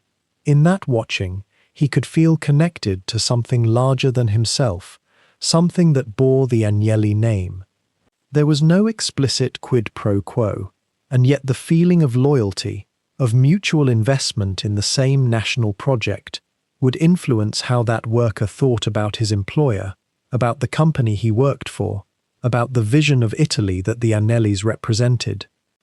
By the 1950s and 60s, Giovanni Agnelli had become something more than simply the head of Fiat. He had become a public figure, a symbol of Italian modernity, a representative, in his tailored suits and his easy manner, of a kind of democratic yet elite Italianness that the country was eager to embrace. Visitors to Italy would encounter his name and his influence everywhere, though often without quite realizing it. The car in the street, the football match on Sunday, the sense that Italy was building something modern and worthy of pride, all of these things carried, beneath their surface, the imprint of Agnelli consolidation and Agnelli vision. What is perhaps most striking about Gianni's method was its subtlety. He was not the sort of magnate who needed to dominate every conversation or assert his power through displays of wealth. Instead, there was something almost understated about his authority. He was powerful because people wanted to associate themselves with him, because proximity to his circle conferred status, because his aesthetic choices became widely emulated. He demonstrated that, in the post-war world, at least in Italy, true power was no longer about being the loudest voice in the room. True power was about being the man everyone in the room hoped to notice them, and yet beneath this carefully cultivated image of ease and style, there was also an extremely disciplined mind at work. Giovanni Agnelli studied finance, understood the mechanics of industrial production, knew how to read a balance sheet as clearly as he could read a room. The charm and the brilliance were not separate things, they were aspects of the same person. One might imagine him as a kind of conductor, orchestrating not just a car company, but an entire system of relationships, investments, and social connections that together maintained family control over an enormous portion of Italian economic life, all while maintaining a public persona of such attractiveness that it scarcely seemed like control at all. While the factories hummed with industrial purpose, while the holding companies quietly consolidated power across spreadsheets and boardrooms, another kind of empire was taking shape in the hearts of Italians, one measured not in horsepower or profit margins, but in goals scored, in victories claimed under floodlights, in the deep, almost sacred loyalty that binds a nation to its football club. The Agnellis did not invent Juventus, but somewhere in the early decades of the 20th century, they recognized in football something that factories could never quite achieve, a direct channel to the emotional life of Italy itself. The club had been founded in 1897, a gathering of young men from Turin's affluent families who wanted to play the English sport that was then spreading across Europe like a gentle contagion. For years, it remained one among several clubs, respectable but not dominant, a pastime for the leisure class. And then, gradually, almost without announcement, the Agnellis began to gather the threads. By the 1920s and 1930s, as Giovanni Agnelli's industrial grip tightened across Fiat, his family's presence at Juventus deepened as well. There was something natural about it, something that made sense in the texture of Turin itself. The Agnellis were the city's great family after all, and Juventus was becoming its great team. The connection was not mercenary in any obvious way. It was more intimate than that, more like a family recognizing itself in an institution and choosing to nurture it as an extension of itself. The football club became, in a sense, another kind of holding company, not one that owned shares, but one that held something far more valuable: the affection, the hope, the tribal identity of millions. Think about what football meant in Italy during those decades, and perhaps you begin to understand the power of what was unfolding. In a nation where regional differences ran deep, where the South and North often seemed like separate countries, where political allegiances shifted like sand, football offered something pure and unquestionable, a single point of focus, a place where emotion could be expressed without irony or compromise. And Juventus, under the patient stewardship of the Agnelli name, began to accumulate championships the way Fiat accumulated market share. Between the wars, Juventus won 5 league titles. After the war, the victories multiplied. For Giovanni Agnelli in particular, the grandson of the founder, who would become the true orchestrator of the Agnelli dynasty in its fullest flowering, Juventus represented something almost philosophical. He understood, with a sophistication that his predecessors perhaps sensed but could not articulate, that in modern Italy, power could be exercised through culture as much as through commerce. He did not simply own Juventus, he inhabited it. He became its public face, its voice, its embodiment. Photographs from the 1960s and 1970s show him at the stadium, always impeccably dressed, always present, watching his team with the intensity of a man watching his own heartbeat on a monitor. The connection ran deeper than even that. The Agnellis, in owning Juventus, owned a narrative about Italy itself, a story about excellence, about tradition, about a certain kind of elegance and superiority that the club came to represent. Juventus wore white and black, colours that became almost as recognizable to Italians as the flag itself. The club's symbol, the stylized initial J, appeared on scarves and jerseys worn by factory workers and grandmothers, by taxi drivers in Rome and fishermen in Sicily. It was a thread that connected them all to Turin, to the Agnelli name, to an idea of what Italian greatness could look like. And yet there was something almost tender about the relationship, something that transcended the usual hierarchies of ownership. For the Agnellis were not distant oligarchs exploiting an asset. They were deeply, genuinely invested in Juventus as a source of pride and meaning. The club became a way for the family to express something that boardrooms could not contain, a kind of love, or at least a kind of care, for the Italian people and Italian culture. When Juventus won, the Agnellis won. When the team suffered, something in the family seemed to suffer as well. The boundaries between business and passion grew beautifully blurred. The timing, as always with the Agnellis, was impeccable. In the 1950s and 1960s, as Italy rebuilt itself from the rubble of war, as prosperity began to return and ordinary people could afford small luxuries again, Juventus began its ascendancy into genuine dominance. The club became a symbol of Italian renewal, a proof that the nation could not only survive catastrophe, but emerge from it transformed. And the Agnellis, having stewarded both Fiat and Juventus through these transformations, became inseparable from this narrative of resurrection and strength. There is something worth pausing on here, a quiet observation about power and its exercise. The Agnellis could have remained purely industrial, purely economic.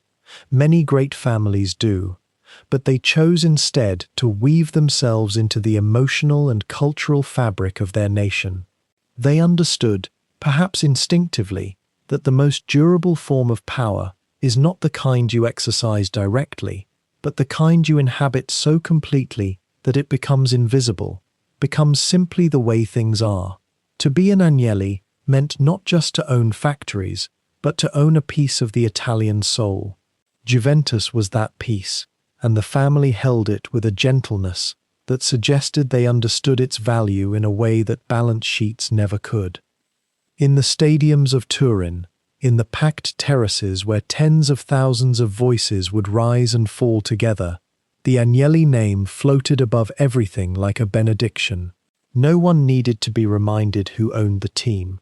It was understood the way children understand their parents are their parents, without needing to question or analyze it. The ownership was simply part of the natural order of things. And in that seamless integration of power, influence, and public affection, the Agnellis had achieved something that perhaps even they had not entirely planned.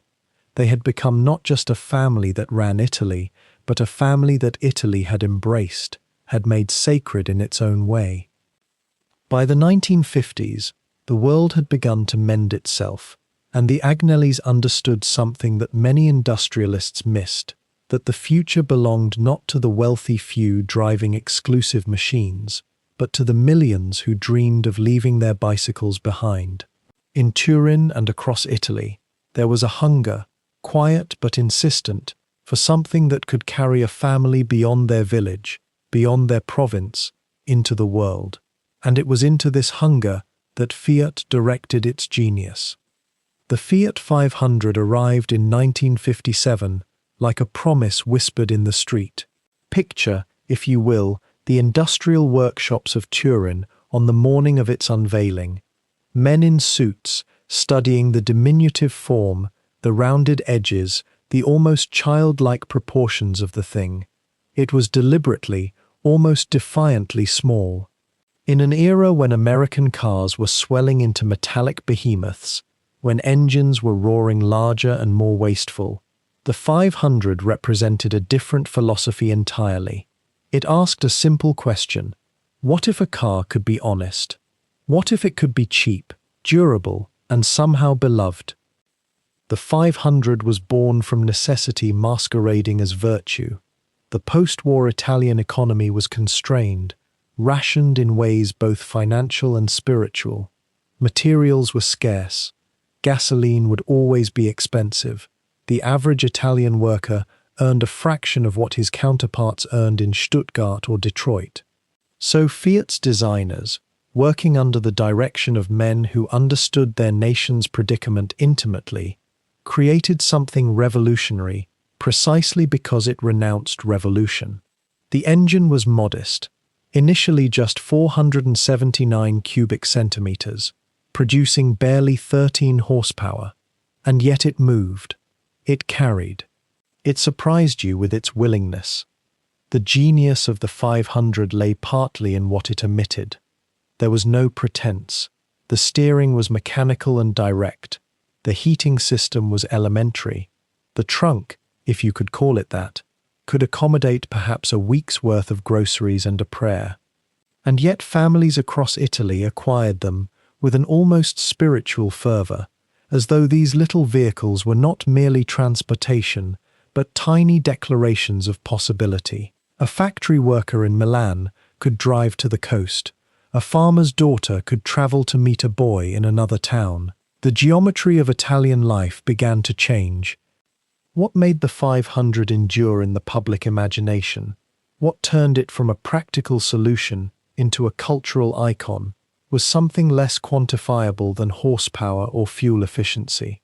There was a certain warmth to its proportions, an almost companionable quality. People gave them names. They painted them in brilliant colors. They became characters in a story Italy was telling itself about modernity and tradition in balance. The car did not diminish the driver, somehow it dignified them. And crucially, Unlike the imposing machines of other nations, the 500 felt like it belonged to the street, to the marketplace, to ordinary life, rather than dominating it.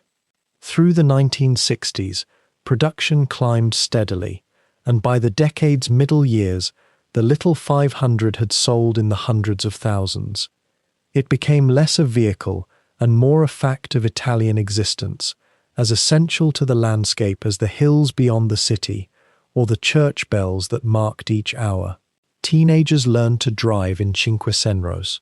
Elderly grandmothers navigated market squares in them. Traveling circuses transported their equipment in modified versions. The car had achieved something rarer than commercial success. It had achieved absorption into the collective consciousness. And yet the Agnellis and their engineers understood that the market would not remain static, that prosperity, when it came, would bring new appetites. By the mid-1960s, Italian workers were earning more. The economic miracle that had begun in the early 50s was accelerating. People wanted slightly more space, slightly more power, without the loss of affordability. The question became, could Fiat create a car for this expanding middle ground? The answer came in 1969 with the Fiat 128, a sedan that represented a subtle but significant evolution. It was larger than the 500, more spacious, more modern in its lines. The 128 offered something the 500 never could, a suggestion of genuine comfort, of room enough for a family to travel without intimate knowledge of one another's breathing patterns. The engine was front-mounted and more powerful. The transmission was in front as well, maximizing interior space in ways that seemed almost miraculous to those accustomed to the austerities of the 500. Where the 500 had been a triumph of constraint, the 128 was a triumph of efficiency. The 128 was perhaps more technically sophisticated than the 500, more modern in its conception. Industrial historians would later note its influence on countless vehicles worldwide, the way it demonstrated that affordability and engineering excellence were not inherent contradictions. And yet in the memory of Italy, the two cars occupy different emotional territories. The 500 is remembered as the car of transition, of the post-war years when everything felt newly possible and tinged with a kind of careful hope. The 128 represented the moment that hope had been fulfilled, that ordinary Italians had truly entered the realm of motorized convenience. By the early 1970s, Fiat was producing over 1 million vehicles annually. The factories hummed with activity across multiple shifts. Women worked assembly lines alongside men. The company had become, in the fullest sense, Italy's industrial heart. Tens of thousands of families derived their livelihood from Fiat's operations. The company had woven itself so thoroughly into the nation's economic fabric that it became difficult to imagine Italian prosperity without it. What one begins to recognize, following these decades closely, is that the Agnellis had intuited something about democracy and material culture that eluded many business families. They understood that their wealth would be most secure when it was distributed widely enough to create a kind of consent, when ordinary people felt they had a stake in the system that enriched the family. The 500 and the 128 were not merely vehicles. They were instruments of a particular kind of social architecture, one that bound the Agnelli fortune to the aspirations of millions of ordinary Italians. Every purchase was a small affirmation of the system. The factories themselves had become monuments to this new reality. Walking through them in the early 1970s, and journalists occasionally did, recording their impressions, one encountered a kind of orchestrated complexity. Thousands of workers moving in coordinated patterns, their motions repeated millions of times across the year, creating automobiles that would then scatter across the continent, each one carrying its own small narrative of aspiration and modest success. The efficiency was almost beautiful in its inexorability. though that beauty came at costs that would become increasingly visible as the decade wore on.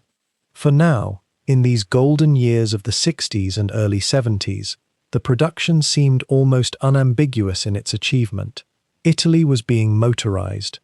Families were mobile. The Agnelli name was appearing with increasing frequency in contexts of national pride. The economic statistics were climbing upward. There seemed no reason to doubt that this trajectory would continue indefinitely, that the Agnellis' grip on Italian industrial fortune was as permanent as the mountains surrounding Turin. The prosperity that had seemed so assured through the 1960s began to fracture in ways that were subtle at first, then unmistakable. The factories that hummed with the pride of Italy's economic miracle were becoming theaters of a different kind of tension. Workers who had built Fiat's fortune through repetitive, exhausting labor on assembly lines were beginning to ask questions that management had not prepared to answer. What was the worth of a man's hands when those hands had been moving at the same pace, the same pressure, the same rhythmic pattern for 8 hours a day, year after year? The Agnelli family, accustomed to the comfortable machinery of industrial authority, found themselves navigating a landscape that had transformed. The 1970s arrived not as a simple continuation of what had come before, but as a reckoning. In Turin especially, the city that bore the family name in its DNA, in every street corner where a Fiat van passed or a factory whistle sounded, the old assumptions about who held power and how that power would be exercised were being radically questioned. This was the era of what Italians called the hot autumn, the strike waves that began in 1969 and continued to ripple through the decade. Workers at Fiat's largest plants organized with an intensity that surprised even those who had been advocating for labor reform. They were not simply asking for more money, though wages were certainly part of the discussion.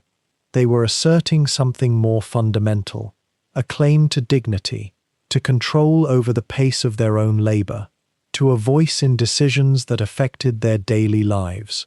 The hierarchies that had seemed permanent were trembling. Within the Agnelli empire, this created a peculiar pressure. Giovanni Agnelli had cultivated an image of himself as a modern, internationally minded industrialist, a man who understood the future, who wore his suits with an effortless elegance that suggested he was above the grinding details of factory management. Yet the factories were in crisis, and the crisis demanded leadership of a kind that could not be conducted from afar, in the salons of Rome or the drawing rooms of European capitals. There was a fundamental contradiction building between the style Gianni had chosen to embody and the hard realities of industrial life in Turin. The labor unrest was not merely an economic phenomenon, it became, inevitably, political. The 1970s in Italy were marked by an extraordinary wave of political violence and radicalism. The Red Brigades, the Brigate Rosse, emerged not from nowhere, but from the depths of these worker frustrations and broader leftist revolutionary movements that gripped much of Europe. They saw in the factories of Italy, and particularly in the Fiat empire centered in Turin, the very heart of capitalist exploitation that their ideology demanded be confronted. The Agnellis, by virtue of their prominence and their wealth, became symbolic targets in a way that few other industrial families anywhere in Europe were being targeted. The kidnapping and assassination of Aldo Moro, the former prime minister, in 1978, sent shockwaves through Italian society that were difficult to overstate. The Red Brigades had moved beyond symbolic gestures or minor acts of violence into something dramatically more severe. For families like the Agnellis, who maintained not just factories but also political influence, the world suddenly felt more dangerous, more precarious. Security concerns that had previously been abstract became brutally concrete. Guards, protocols, fortified entrances, the apparatus of protection became woven into daily life in ways that were visible and undeniable. Yet consider what was happening beneath this surface turbulence. The Agnelli family did not simply retreat into paranoia or abandon their industrial holdings. Rather, they navigated with a kind of calculated flexibility that had served them well before and would serve them again. Fiat made strategic concessions to workers. Wages rose. Working conditions, in some respects, improved. The family maintained its position not through rigid intransigence, but through a willingness to evolve, however reluctantly. This was a form of power, the power to yield selectively, to bend without breaking, to appear to listen, while ultimately preserving what mattered most. The question of how deeply Fiat and the Agnellis had been implicated in the fascist machinery of the previous generation remained, at this time, largely unexamined in public discourse. That reckoning would come later, when historians began to ask harder questions. For now, in the turbulent 70s, the family's relationship to Italian history was something most people preferred not to scrutinize too closely. The Agnellis were simply too large, too woven into the fabric of national identity, to be subjected to the kind of retrospective moral accounting that might have been applied to a smaller, less essential enterprise. Within the factories themselves, the daily reality was one of profound tension. Assembly line workers found themselves in contact with organizers and radical thinkers who offered them a narrative in which their suffering had meaning, in which their exploitation was not simply the natural order of industrial life, but a crime to be resisted. The factory became a space where Marxist theory met the concrete experience of human exhaustion. How could a worker not be moved by the idea that another world was possible, when the world they inhabited daily was so clearly structured to extract maximum value from their labor, while offering them wages that struggled to keep pace with inflation?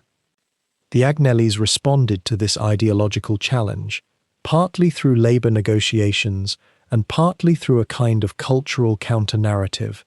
Giovanni Agnelli's involvement with Juventus Football Club, the dynasty's most visible public expression outside of automobiles, became, in a subtle way, part of this response.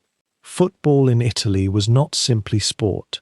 It was a form of collective identity, a space where workers could find joy and pride, and a sense of belonging that their labor in the factories could not provide. The fact that Juventus was Agnelli-owned was not something the family advertised loudly, but neither was it hidden. The club became a way of speaking to Italian workers in a language of passion and identity that transcended class politics.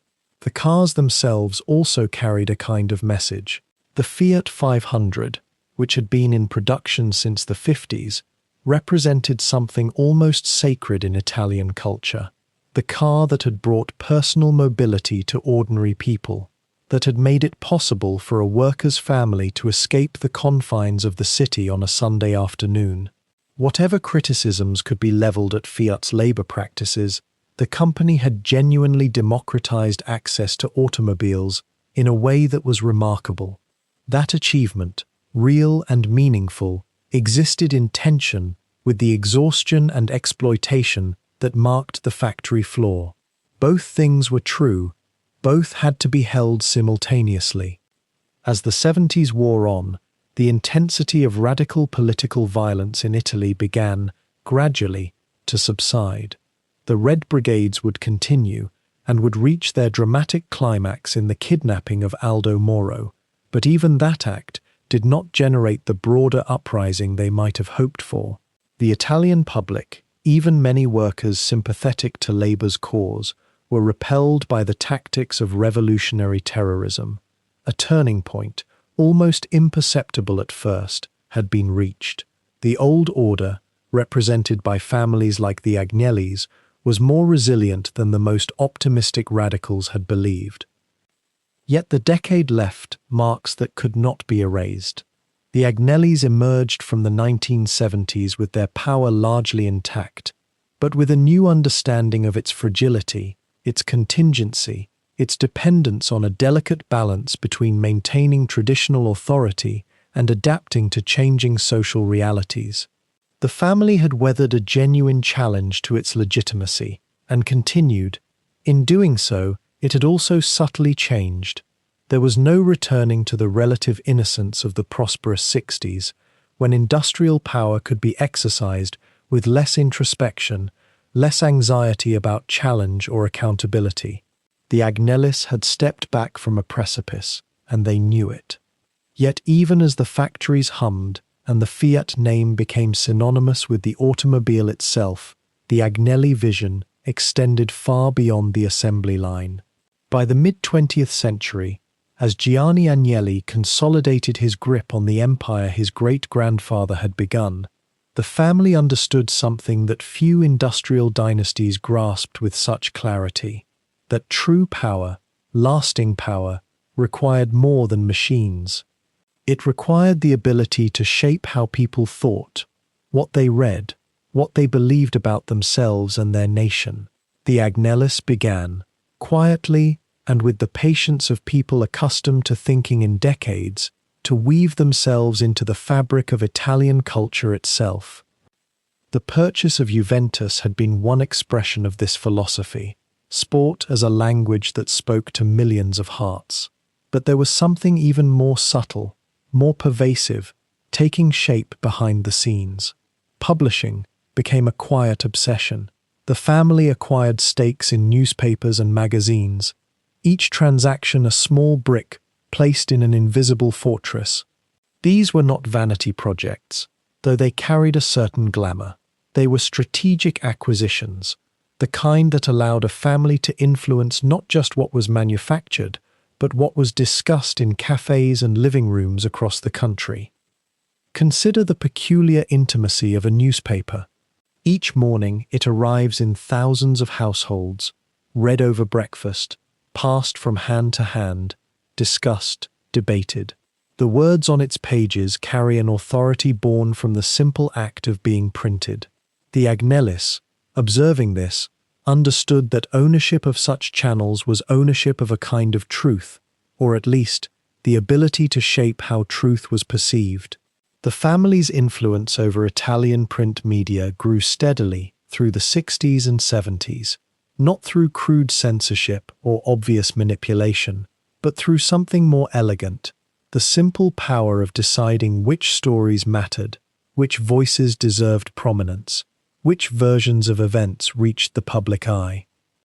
The newspaper La Stampa became particularly important to the family.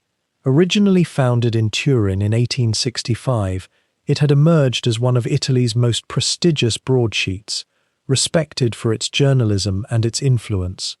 The Agnelli's relationship with La Stampa was long and intricate, and by the latter decades of the 20th century, the family's interests were deeply embedded in the publication. To read La Stampa was, in many ways, to read the news through a lens that, however subtly and however often unconsciously on the part of its editors, reflected Agnelli sensibilities and Agnelli priorities. The paper's editorial independence was real, but it existed within certain boundaries, certain understandings about what mattered to Turin, to Italy, to the industrial establishment. Yet the reach extended further still. Beyond newspapers lay banking and finance, realms where power flowed not in words, but in money itself. The Agnellis, like all great industrial families, understood that capital controlled access to dreams. Banks financed homes, businesses, futures.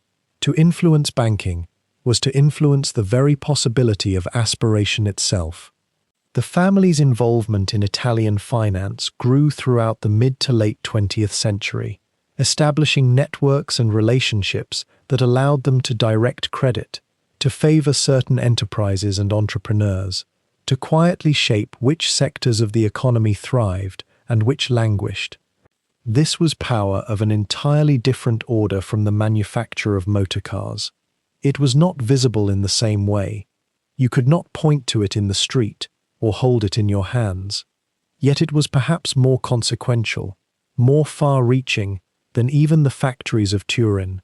When a businessman needed capital for an ambitious project, The question of whether that project would be funded depended partly on what bankers thought, and what bankers thought was influenced by currents of opinion and networks of relationships that the Agnellis, through their various holdings and associations, helped to shape. The consolidation of financial interests was accomplished through a structure that had become characteristic of the family's method, the holding company. Beneath the visible surface of Fiat itself, a more complex architecture existed. Companies that owned other companies, shares held through intermediaries, trusts and corporate entities that created layers of separation and protection between the family's immense wealth and any individual asset. This was not unique to the Agnellis. Such structures exist throughout the world's great fortunes. But the Agnellis had refined the art to a kind of perfection, creating a labyrinth so elaborate that even attempting to map the total extent of their holdings required serious study and considerable patience.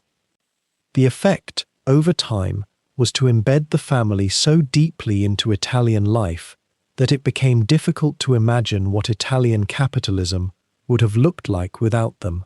This was not something the family imposed through force or public decree. Rather, it accumulated through countless small decisions, each reasonable in itself, each justified by business logic and family interest, yet collectively creating a web of influence that touched nearly every major institution in Italian society. The newspapers you read, the bank that financed your home, the football club you cheered for, the industrial policies that shaped employment in your region, all of these, in various ways and to varying degrees, reflected the presence of the Agnelli hand. And yet, in a curious way that perhaps speaks to something about Italian culture itself, this concentration of power was not typically experienced as oppressive. The Agnellis had maintained a kind of social grace, as awareness that power maintained through genuine public affection is more durable than power maintained through fear. The family invested in culture, in football, in institutions that brought pride to Italians. Giovanni Agnelli, in particular, cultivated an image of sophisticated cosmopolitanism, a man at ease in the world's finest salons and drawing rooms, yet fundamentally devoted to the well-being and the dignity of his homeland. That this image served the family's interests did not make it entirely false, though neither was it wholly innocent. The banking connections, the media holdings, the invisible architecture of financial power, these were the skeleton upon which the visible Fiat empire hung.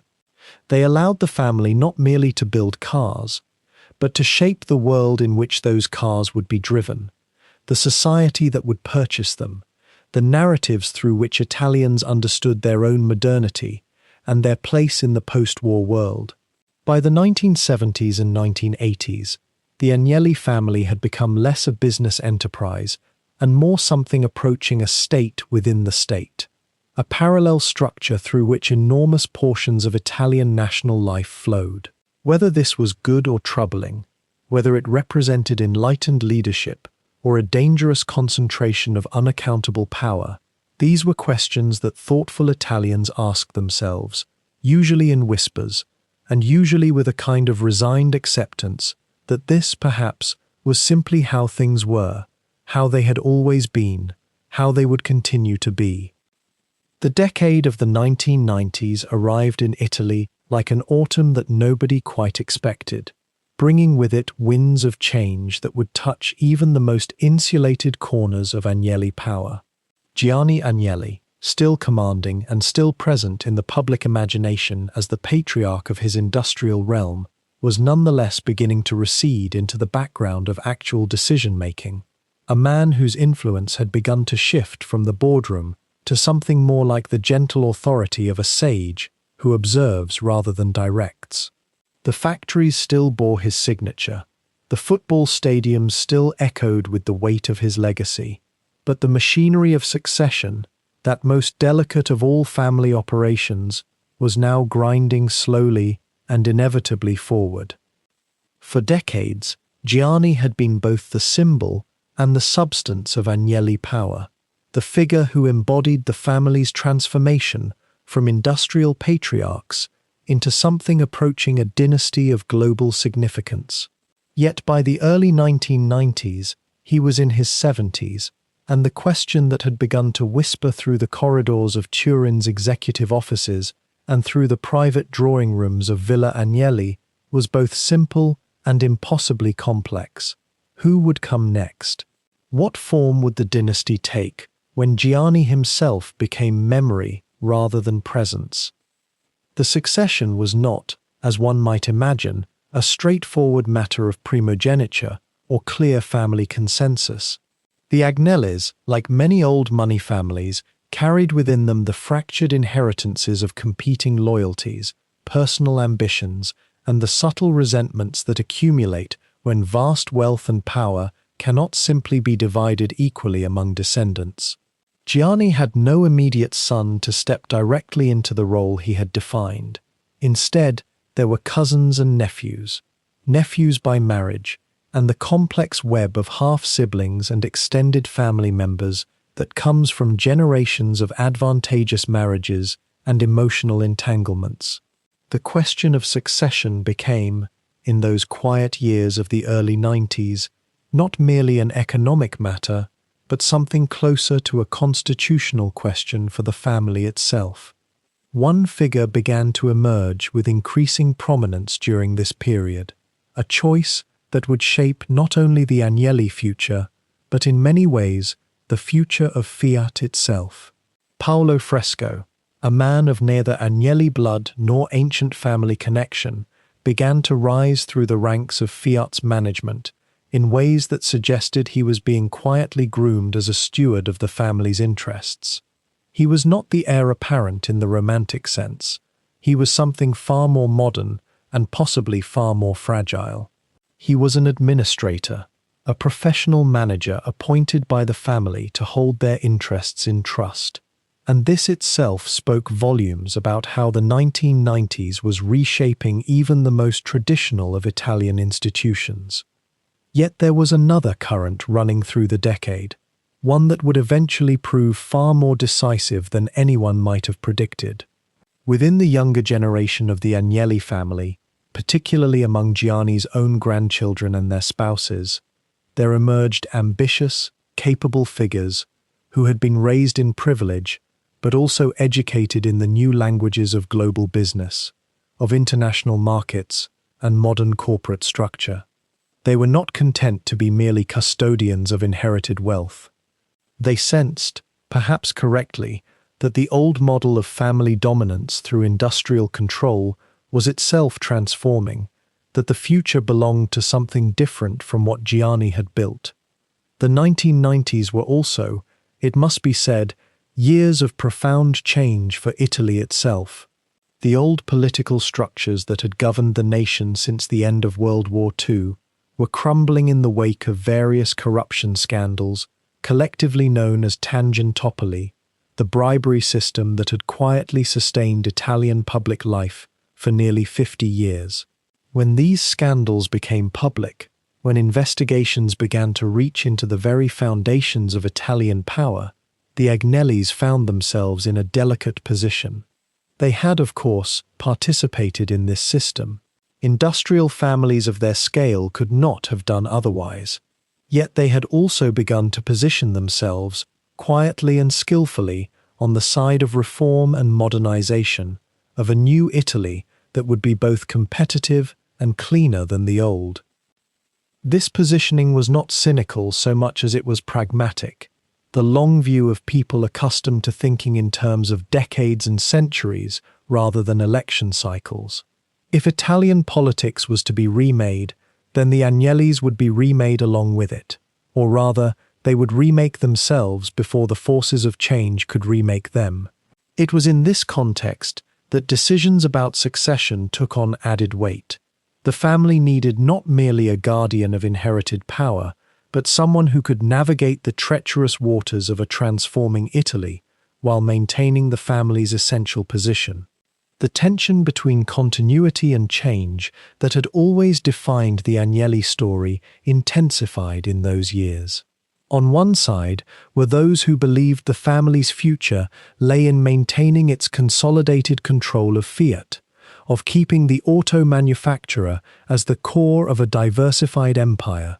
On the other side were those who saw that Fiat's dominance in the European automotive market was itself beginning to face serious challenges, that Japanese manufacturers with their different production philosophies were eating into market share, and that perhaps the family's real future lay in a more fluid, less dependent relationship with the company their ancestor had founded. These arguments were conducted not in public speeches or shareholder meetings, at least not entirely, but rather in the private spaces where the Agnellis conducted their deepest business, in the wood-panelled offices of their Turin headquarters, in the gardens of their country estates, in the quiet conversations that took place during family holidays and gatherings. What was being discussed, beneath the surface language of quarterly reports and strategic positioning, was nothing less than the fundamental question of what it meant to be Agnelli in an age when family authority could no longer be assured by mere inheritance. The question of succession also carried within it an almost unspoken anxiety about the nature of wealth itself. The Agnellis had always understood themselves as builders, as creators of something beyond mere money. Giovanni Agnelli had built a factory. Gianni had built a global reputation, a sense of style and taste that went far beyond automobiles. But what did it mean for the generation coming next, to inherit not merely a company, but a legend? How does one live up to an inheritance that is as much about symbolic power as about actual economic control? And perhaps more pressingly, did they even want to? In the early years of that decade, as the decade itself was still forming and taking shape, there arrived a moment of considerable significance, though its full importance might not have been immediately apparent even to those living through it. The family made certain decisions about corporate structure, about the division of voting rights, and the creation of holding companies within holding companies, structures that would allow the Agnellis to maintain control while also distributing actual management authority more widely. These were technical matters, invisible to the outside world, yet they would prove to be among the most consequential decisions the family would make in that entire transformative period. What was happening in these quiet architectural decisions about corporate governance was something like a slow dismantling of the personal, almost patriarchal model of family business that had sustained the Agnellis since Giovanni himself had walked the floor of his first factory. The new model would be more distant, more professional, more modern. The family would remain fabulously wealthy, would remain in control, but the nature of that control would subtly shift from direct command to what one might call the management of a network of trusted agents. It was a change that made sense given the scale and complexity of the enterprise, yet it also represented in its own way a kind of loss. The broader European context in which all of this was unfolding was itself significant. The 1990s saw the deepening of European integration, the movement toward a single currency, and the gradual opening of markets that had previously been protected. For a company like Fiat, these forces brought both opportunity and threat. On the one hand, a unified European market offered the possibility of scale and efficiency that had previously been impossible. On the other hand, it also meant that Fiat could no longer rely on the subtle protections and preferences that had helped it maintain its position as Italy's flagship industrial company. The family, through its various agents and advisors, had to confront the fact that Fiat's future would be determined not primarily by Italian preferences or Italian politics, but by global competition. It was against this backdrop of change and uncertainty that the succession planning took place. And here, one must acknowledge, there is a quality of speculation that enters the historical record. The Agnellis, like most old money families, conducted much of their most important business away from public view. What we know of their deliberations and decisions in those years comes from interviews given years later, from the reports of journalists who had cultivated sources within the family or its orbit, and from the patterns that became visible only when one looked at the decisions that were actually made. The full conversations, the moments of doubt and conflict and resolution, these remain largely private, locked away in the memory of those who were present. What can be said with confidence is that by the end of that decade, by the time the 1990s gave way to the new century, the Agnelli succession had taken on a clearer shape.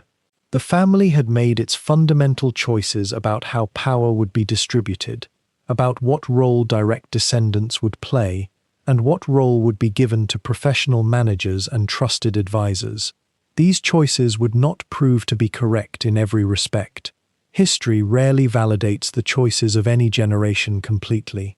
Yet they represented, at that moment, the family's best judgment about how to navigate the treacherous passage between an inherited past and an uncertain future. The passing of the torch, when it came, would be less dramatic than one might have expected from a family of the Agnellis' historical significance. There would be no single moment of coronation, no clear point at which power transferred from one generation to the next. Instead, what happened was more like a gradual fading, the slow stepping back of one figure and the slow stepping forward of others, so gradual that observers sometimes missed the moment when the fundamental shift had actually occurred. This itself was perhaps the most Agnelli-like of responses, not a revolutionary transformation, but a careful, genteel evolution that preserved continuity even as it allowed for genuine change. The family understood, at some deep level that perhaps even they could not have articulated clearly, that their power depended not on dramatic assertions of authority, but on the subtle maintenance of position through decades of skilled navigation. The 1990s were the years when that navigation became most delicate, and when the future direction of the dynasty itself hung most visibly in balance. By the 1980s and 90s, though, the world that had once seemed to revolve around Turin and the Agnelli family had begun, very quietly, to shift.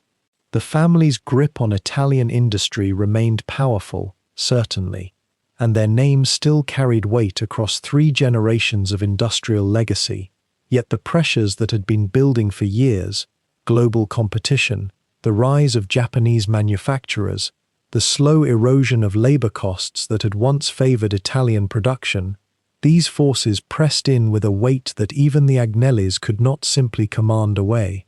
Giovanni Agnelli, aging now into his 70s and 80s, found himself steward not just of a family empire, but of a company that could no longer rest on the achievements of previous decades.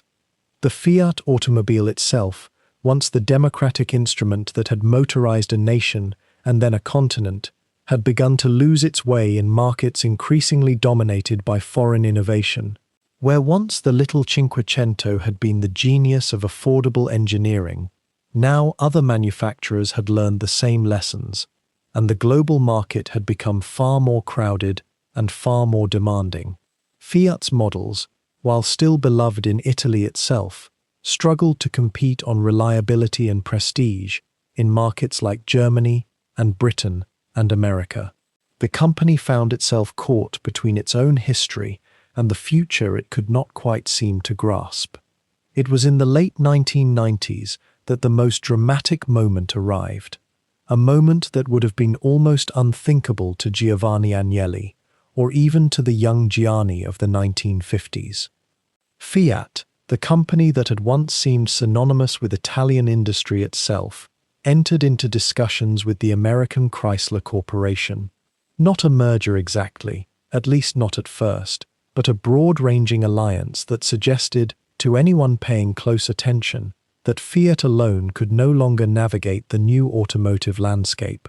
The partnership with Chrysler was presented as a union of equals, a strategic cooperation between 2 companies with complementary strengths. Yet the deeper reality hummed beneath the surface with a different frequency altogether. For the Agnelli family, accustomed for nearly 100 years to being the dominant partner in any arrangement, this alliance represented a subtle but unmistakable loosening of control. The conversations about Fiat's future were no longer conducted only in Turin's executive suites, but in conference rooms in Detroit, where executives who bore no Italian names and felt no particular reverence for the Agnelli dynasty sat at the table. The family's preferences mattered, certainly, but they mattered less decisively than they once had. This was the beginning, in many ways, of a longer diminishment that would continue in the years to come. The Chrysler venture itself proved troubled, complicated by differing visions and the sheer difficulty of integrating two automotive cultures that had evolved in fundamentally different ways. Within a few years, the partnership began to unwind, and what might have been a grand alliance instead became, quietly, one of the automotive industry's more notable failures.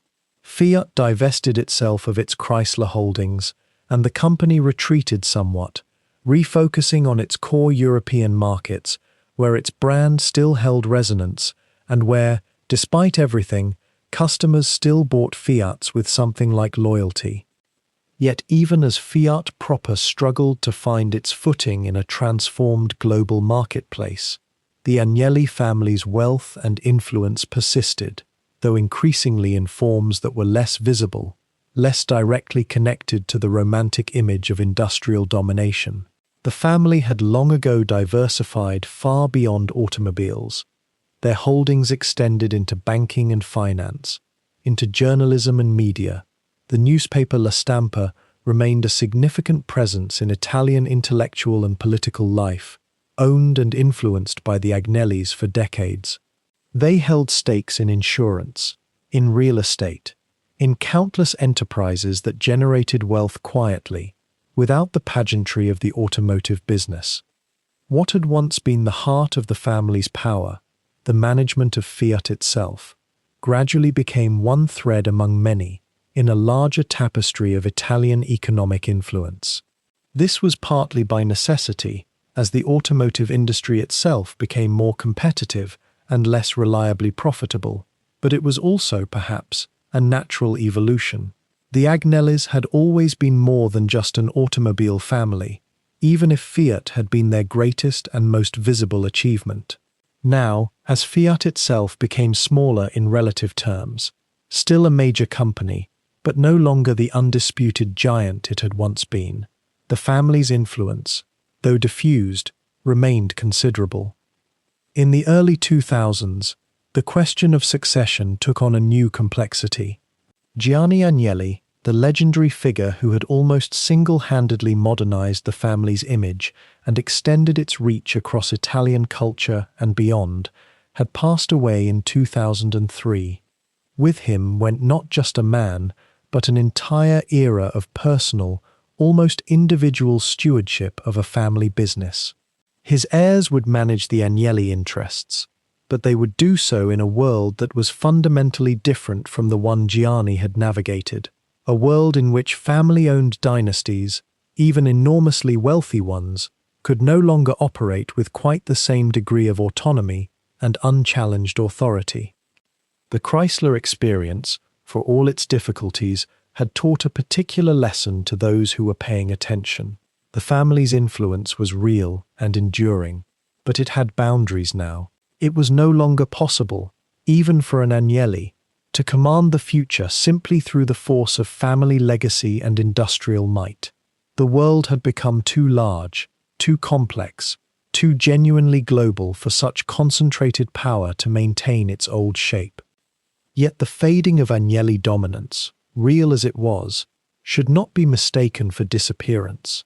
The family remained astonishingly wealthy, still held significant stakes in Fiat, still wielded influence across Italian business and culture that extended far beyond what could be easily measured in official documents. What had changed was not the existence of their power, but its character. It had become less visible, less concentrated, less the kind of power that could be exercised through sheer force of personality or through the command structure of a single dominant company. The industrial age that the Agnellis had so completely embodied, the era in which a single family could build a company, build a nation's industrial identity, shape cars and commerce and culture through acts of will and vision, that age was passing. It was not the Agnellis failing alone, but a broader historical current against which no family, however wealthy and connected, could indefinitely swim. The question that remained, as the 21st century deepened, was what would endure of their legacy and in what forms that endurance would take shape. Their name was still attached to Fiat, still associated with Italian excellence and automotive history, but the nature of that association had transformed into something more historical than contemporary, more memorial than actual. The afternoon sun in Turin falls softly now on streets that once trembled with the sound of machinery, with the ambition of a family that built an empire from the restless genius of northern Italy. If you were to walk through the Centro Storico on a quiet day, perhaps in that hour when the city seems to hold its breath before evening, you might sense how completely the Agnelli story is woven into the very fabric of this place, not as a monument or a brass plaque, but as something quieter, something that has seeped into the collective memory the way rain seeps into soil. The factories are largely silent now, or transformed. Some stand as museums, converted into cultural spaces where tourists wander through the skeletal frames of production lines, trying to imagine the fever of creation that once animated these halls. Others have been repurposed into apartments and galleries, their industrial bones softened by glass and light. The great Lingotto factory, with its rooftop test track where so many Fiats were put through their final trials, now hosts exhibitions and restaurants. The track still curves overhead like an echo, a shape without purpose, preserved as a reminder of what was.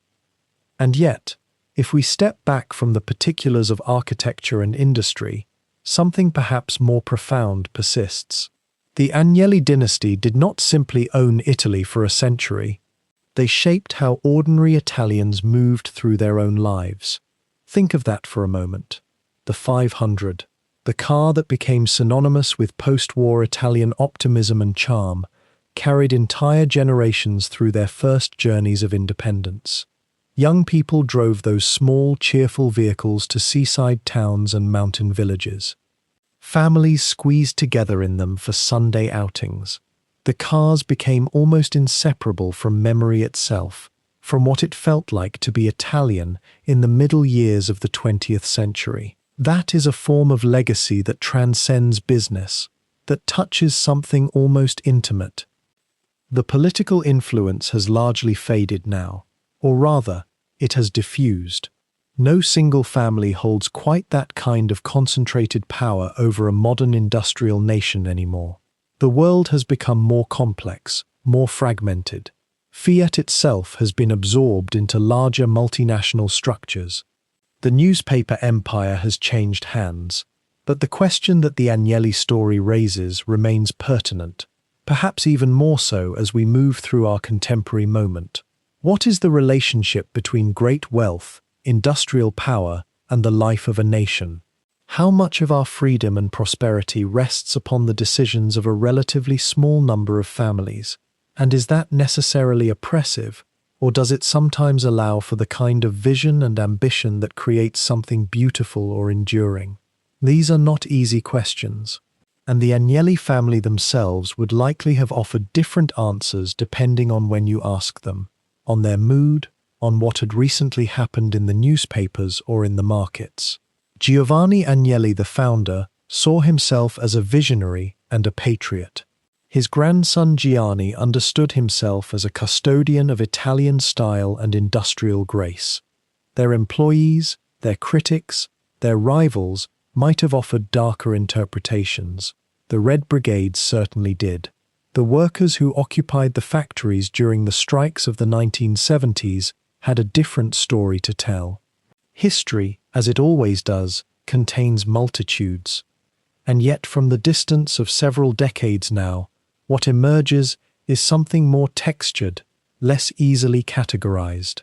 The Agnelli family were neither villains nor pure heroes. They were powerful people operating within the constraints and possibilities of their time, making choices that benefited some and disadvantaged others, sometimes responding with generosity and insight, sometimes with the narrow vision that wealth and privilege can sometimes produce. They were, in other words, human, and in that very ordinariness of their complexity lies perhaps the most important lesson. Turin itself has moved on. The city that once seemed entirely centered on Fiat, that rose and fell with the factory's rhythms, has begun to reinvent itself. There are startups now, innovation hubs, universities, and cultural institutions that draw visitors for reasons entirely unrelated to automobiles or industrial history. The younger generation of Turinese may know the Agnelli name as a historical artifact more than as a present reality. The myth has become memory, and memory is beginning to settle into the deeper layers of the city's consciousness, where all historical forces eventually rest. If you were to visit the Pinacoteca Giovanni Agnelli, the private art collection that the family eventually opened to the public, you would find yourself in a space that is quiet and thoughtfully arranged. Works by Canaletto and Rembrandt hang on white walls, and large windows look out over the city. It is a space of contemplation, and in that contemplation there is something that feels like a kind of answer to the question of legacy. Not the empire itself, but what the empire made possible. Not the power, but what the power allowed to be preserved and cherished. A painting holds no political agenda. It does not employ workers or concentrate wealth. It simply exists in the world and asks to be seen. The Agnelli dynasty is gone now, not erased, but transformed into history. The story of how one family shaped Italy's 20th century is there for anyone who wishes to understand it.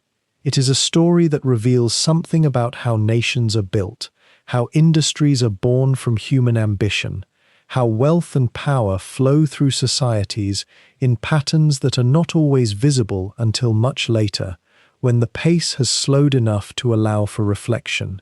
It is a story, finally, about time itself, about how the present becomes the past, how the urgent becomes the historical, and how the power that seemed so absolute in its moment eventually becomes just one thread in the larger tapestry. And so Turin rests now in the evening light, its streets quiet as they have become quieter with each passing year. The hum of the factories has faded. The urgency is gone. What remains is the shape of things, the memory of motion, the knowledge that for a time, one family held such power that they could remake the dreams of an entire nation. And in that knowledge, there is both a warning and a kind of peace. The warning that power flows, that empires shift and change, that what seems permanent is always eventually temporary. And the peace that comes from understanding that we are all, finally, just the briefest note in a much longer melody, and that what we create, if we create it with intention, and perhaps even with love, can outlast us, can touch something in the world that continues, quietly, long after we are gone.